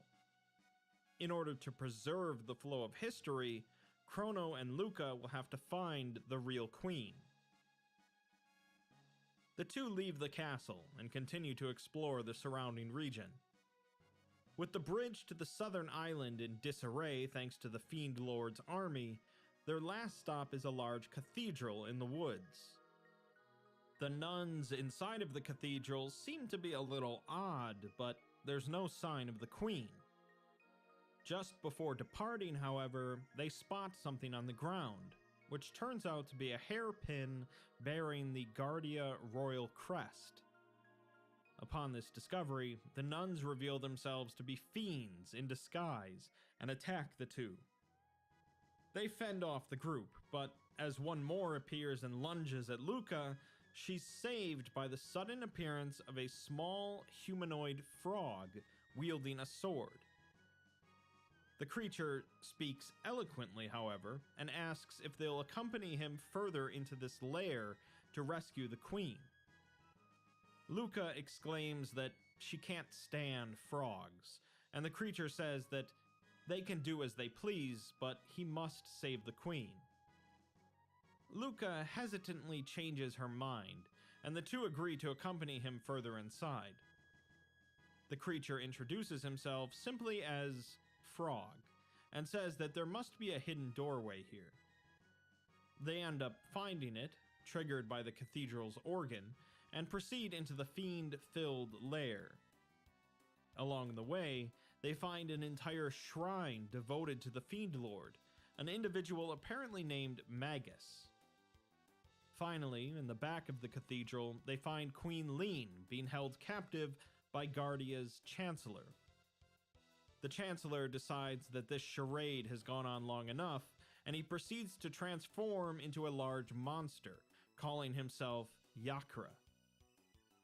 A fierce battle ensues, but with Frog's capable assistance, they defeat Yakra.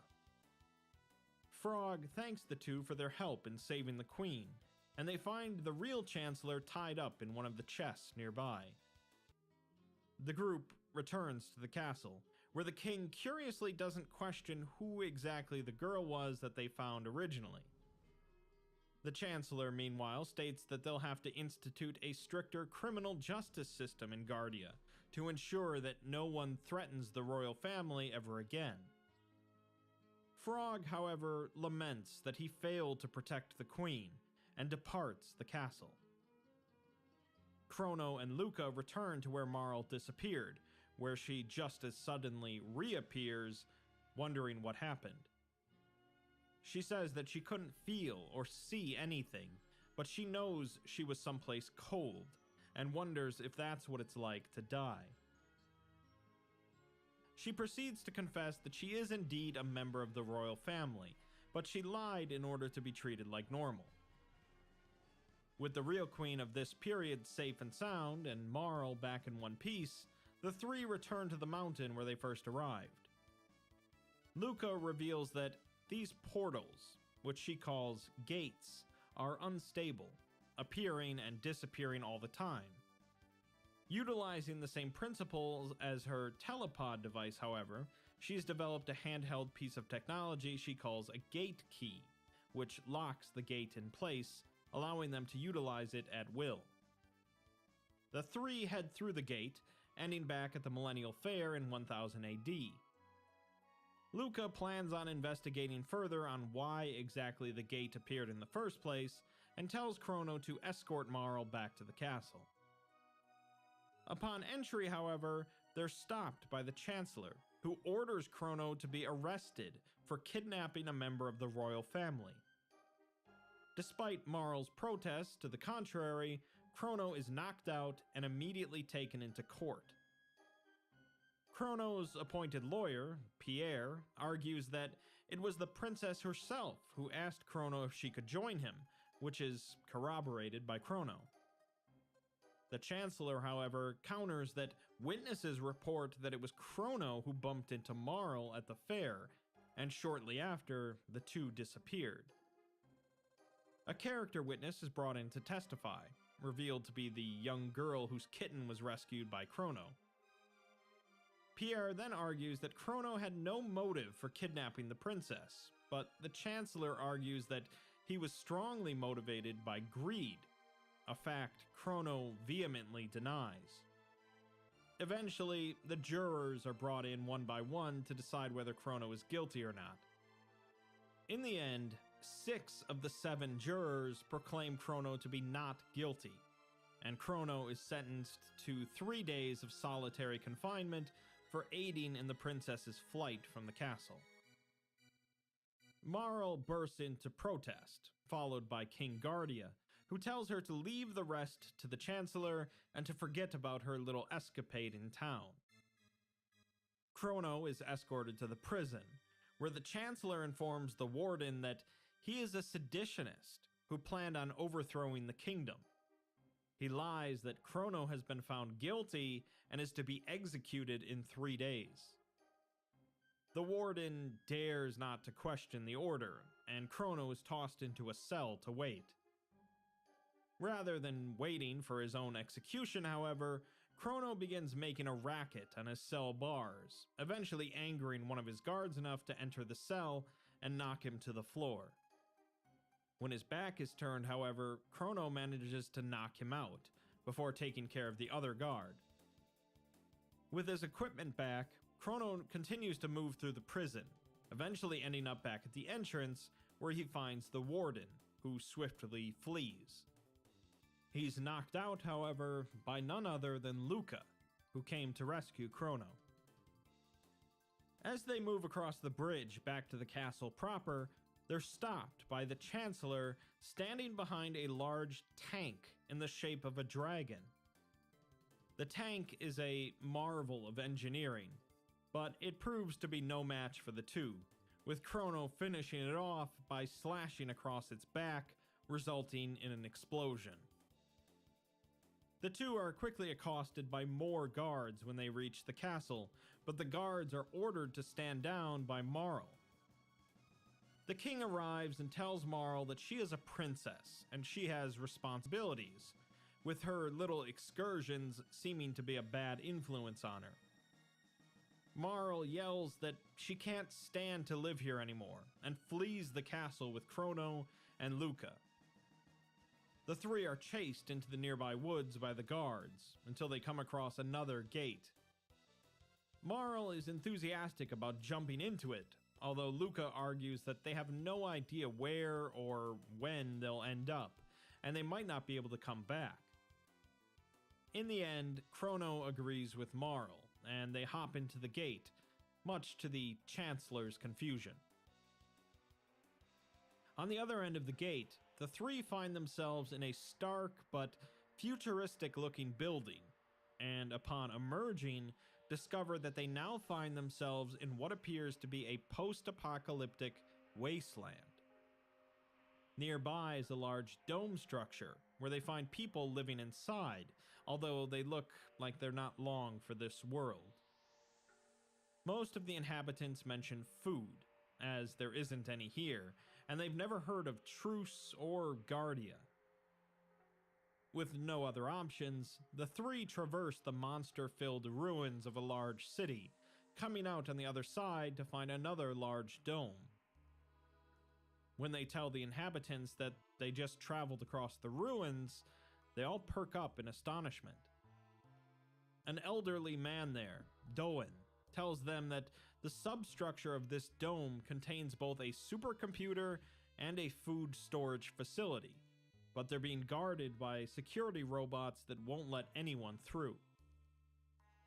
The group immediately begins to descend into the structure, and upon approach to the food storage area, they are ambushed by a large robot.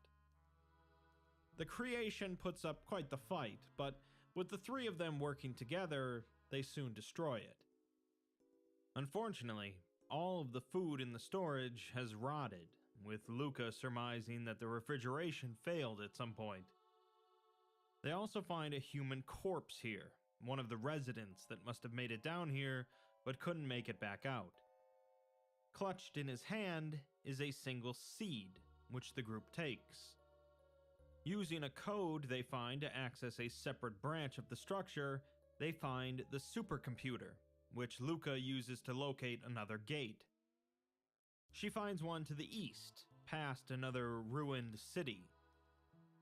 Marl then presses a large button on the terminal, which brings up a visual record titled as The Day of Lavos, from the year 1999 AD.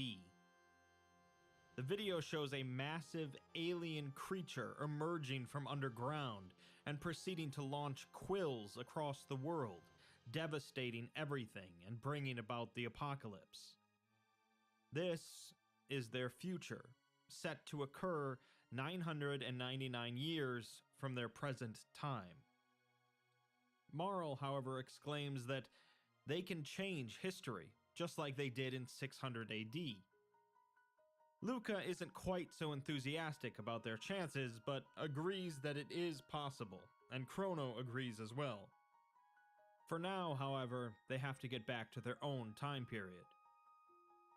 Upon returning topside, the inhabitants swarm around them in shock that they made it back alive. They tell them that the only thing they found down there was a seed, which might be their only hope of staying alive. Doan says that he doesn't know what kind of seed this is, but he's encouraged by the group's optimism, and he'll do his best to grow it. He then hands them a key to a jet bike parked at the nearby ruins, telling them that hopefully it still works and can get them across in a hurry. As it turns out, it does work, but before the group can hop into the sleek vehicle, they're stopped by an individual with wheels attached to his back, calling himself Johnny, alongside some robotic minions. Johnny says that he'll let them use that jet bike to get across the ruins, but only if they agree to race him. With the only alternative being to slog it across the ruins on foot, the group agrees. The race is neck and neck up until the finish line, but Chrono manages to pull ahead at the last moment and clinch the win. Johnny is surprised but pleased, and the three continue on to the Eastern Dome. They don't find a gate, but instead find a broken down humanoid robot, which immediately intrigues Luca, who claims that she can likely fix it. After working on it for some time, she activates the robot, who turns out to be exceedingly polite and asks them what their command is. Luca and Marl convince him to drop the formalities and ask him his name. He doesn't have one, instead offering his serial number of R-66Y. While Luca finds this cool, Marl and Chrono instead give him the name of Robo. Robo apparently was deactivated during the apocalypse, so he doesn't have any memories of it. The gate the group is looking for is likely behind a sealed door here, but Robo says that they'll need to reactivate the power from the nearby factory in order to open it. Robo will accompany them in order to bypass the security measures, but one of them needs to stay behind to open the door during the brief window the power is on. Sensing that Luca's technical ability might come in handy, Marl stays behind. Despite Robo being able to bypass security in order to get them through the factory, it's still loaded with hostile robots and other monsters. Eventually, the group manages to access the emergency generator, but activating it causes the security system to go haywire. During their flight from the facility, they're stopped by a group of 6 robots, similar in appearance to Robo. Robo says that they are his friends, but one of them knocks Robo back and claims that he is defective.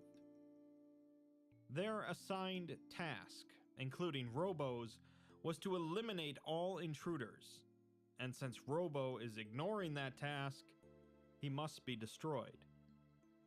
The 6 robots begin thrashing Robo mercilessly, tossing him aside before turning to Chrono and Luca. A battle ensues, and while the odds are stacked against the two, they manage to prevail. They proceed to drag the damaged remains of Robo back to the dome, where Luca begins spending a great deal of time repairing him. While fixing him, they explain to Robo what their goal is, and Luca asks Robo what he wants to do after he's repaired.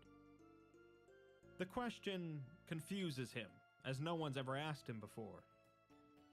After finishing the repairs, Robo says that he has an answer, and tells the group that he wants to go with them. There's nothing left for him here, and together they might be able to give the life on this planet a chance. The group welcomes him with open arms.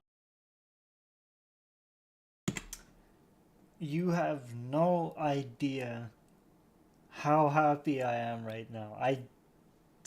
I just figured out this stupid thing I've been spending the last, I don't know, hour and a half, 2 hours, just for a simple little effect here, but oh my god. I think I'm gonna end this stream pretty soon, but before I do that, look at it! It works!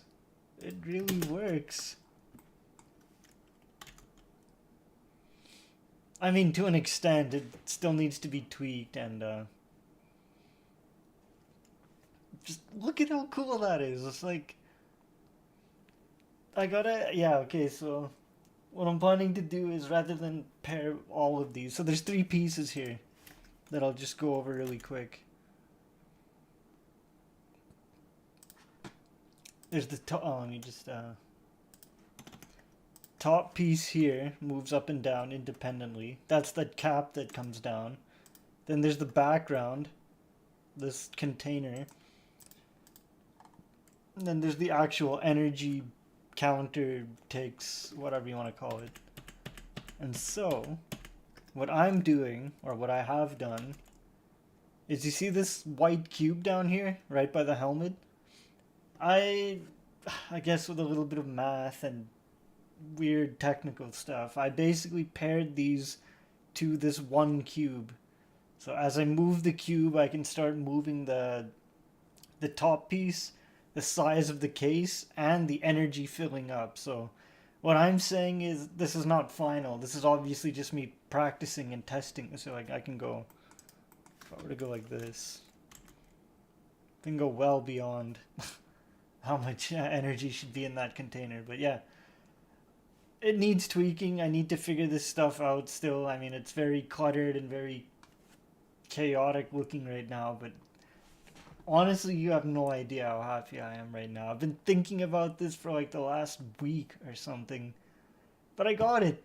I mean, how cool is that? I mean, like, I don't know, this is like the stupidest thing to be excited about. I mean, I'm pretty sure you could have probably used like, I don't know, Adobe After Effects or something to do this, like, in like maybe half the time, more than that, but I don't know, I'm going for a little, I don't know, it's just a big learning experience for me. So as a little reward for putting up with all that crap, I'm going to demonstrate, yeah, I'm going to demonstrate just how this would look if it were to be, if it were actually animated. Like, nothing here you see is final, but this is essentially what I'm trying to do for this visualizer video thing. I want this little weapon bar to fill up at the beginning, you know, depending on, I don't know, I got ideas. Okay, maybe it fills up a little bit. Oh no. Maybe it, oh god, no. Ah, I knew this would happen. Alright, give me 1 second here. I lost my cube. I was too excited and I lost it. Crap. Just give me 1 second here. Yeah, that's why. I always hit the H button. Like, so G is what I'm using to move stuff around, right? I hit G. But I usually hit H by accident, so I end up hiding things. Not so fun. Yeah, there it is. Okay. I'm just gonna leave it there. Yeah, I'm really gonna end this soon. I don't know. I mean, I've been working at this for so long. I want to at least play around with it a bit. Okay, so if I remember this correctly,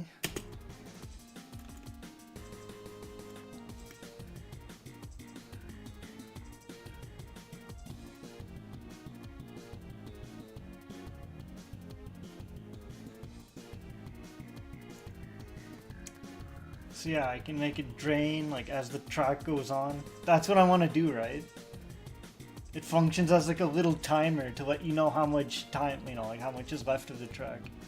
Right now the track doesn't properly, it's not a whole 2-minute track, right? I just did a little snippet of it, but the idea, like I was trying to explain over the music, it's like, so like, beginning of the track, this little meter's just closed like that, right?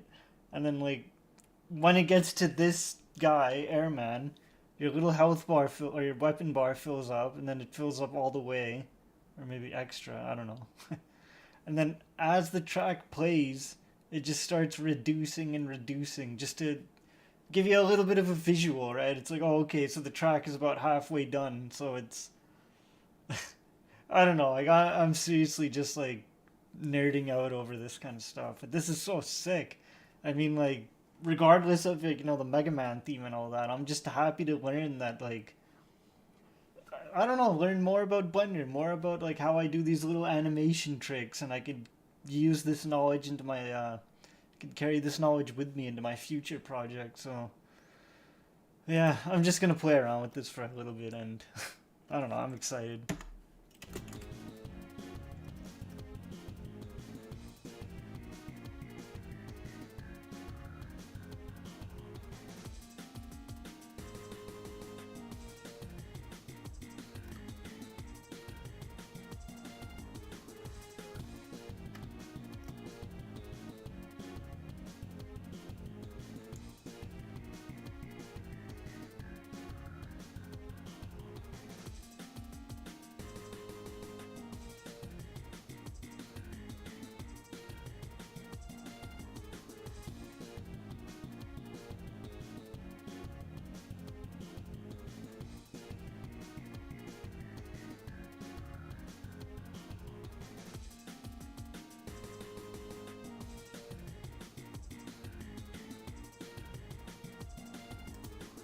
Yeah, this is way too sick. All right, before I end this stream, I'm gonna show you a little trick I learned here.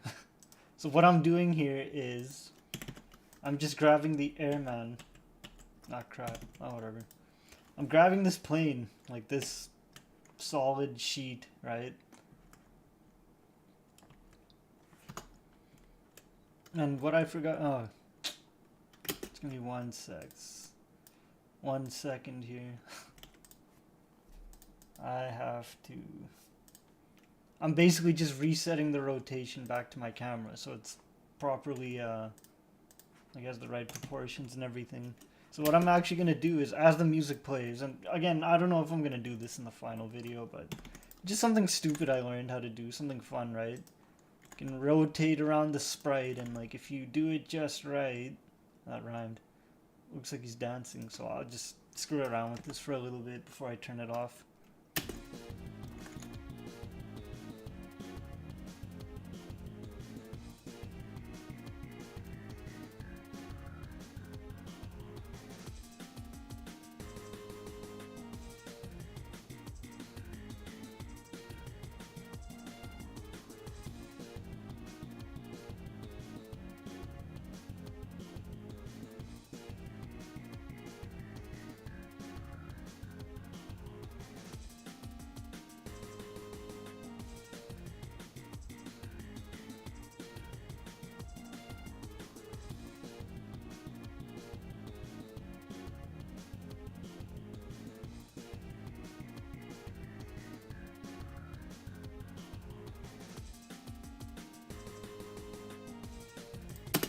Yeah, I think I'm gonna end it here. It's kind of weird, but I don't know. Like I said, I don't know if I'm gonna keep that in the final video, but it got me thinking now, to be honest. I know I keep saying I'm gonna end the stream, but, and I don't know, give me your thoughts on this. If you're watching this to like the dead end of the video, which it's kind of weird because I wouldn't do that, but my question to you is, should I animate these bars to play with the music, or is the waveform good enough?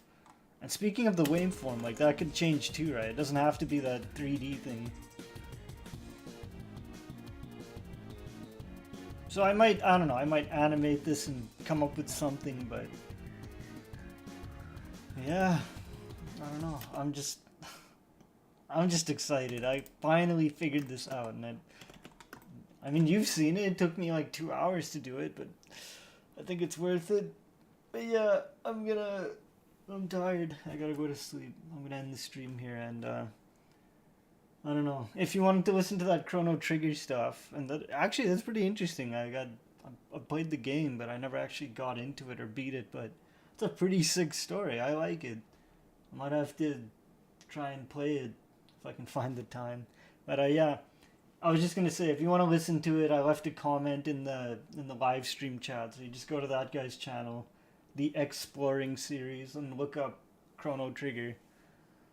But yeah, I got nothing else to say. Like I always say, just I don't know. Thanks for watching, and if you have any questions, feel free to ask me. But I'm making progress on this thing. It's very slow progress, but it's progress nonetheless. So I'm gonna go and progress to bed. So all right, I'll see you next stream. I might stream tomorrow. I know I missed the first few days, Monday and Tuesday, but I don't know. We'll see what happens.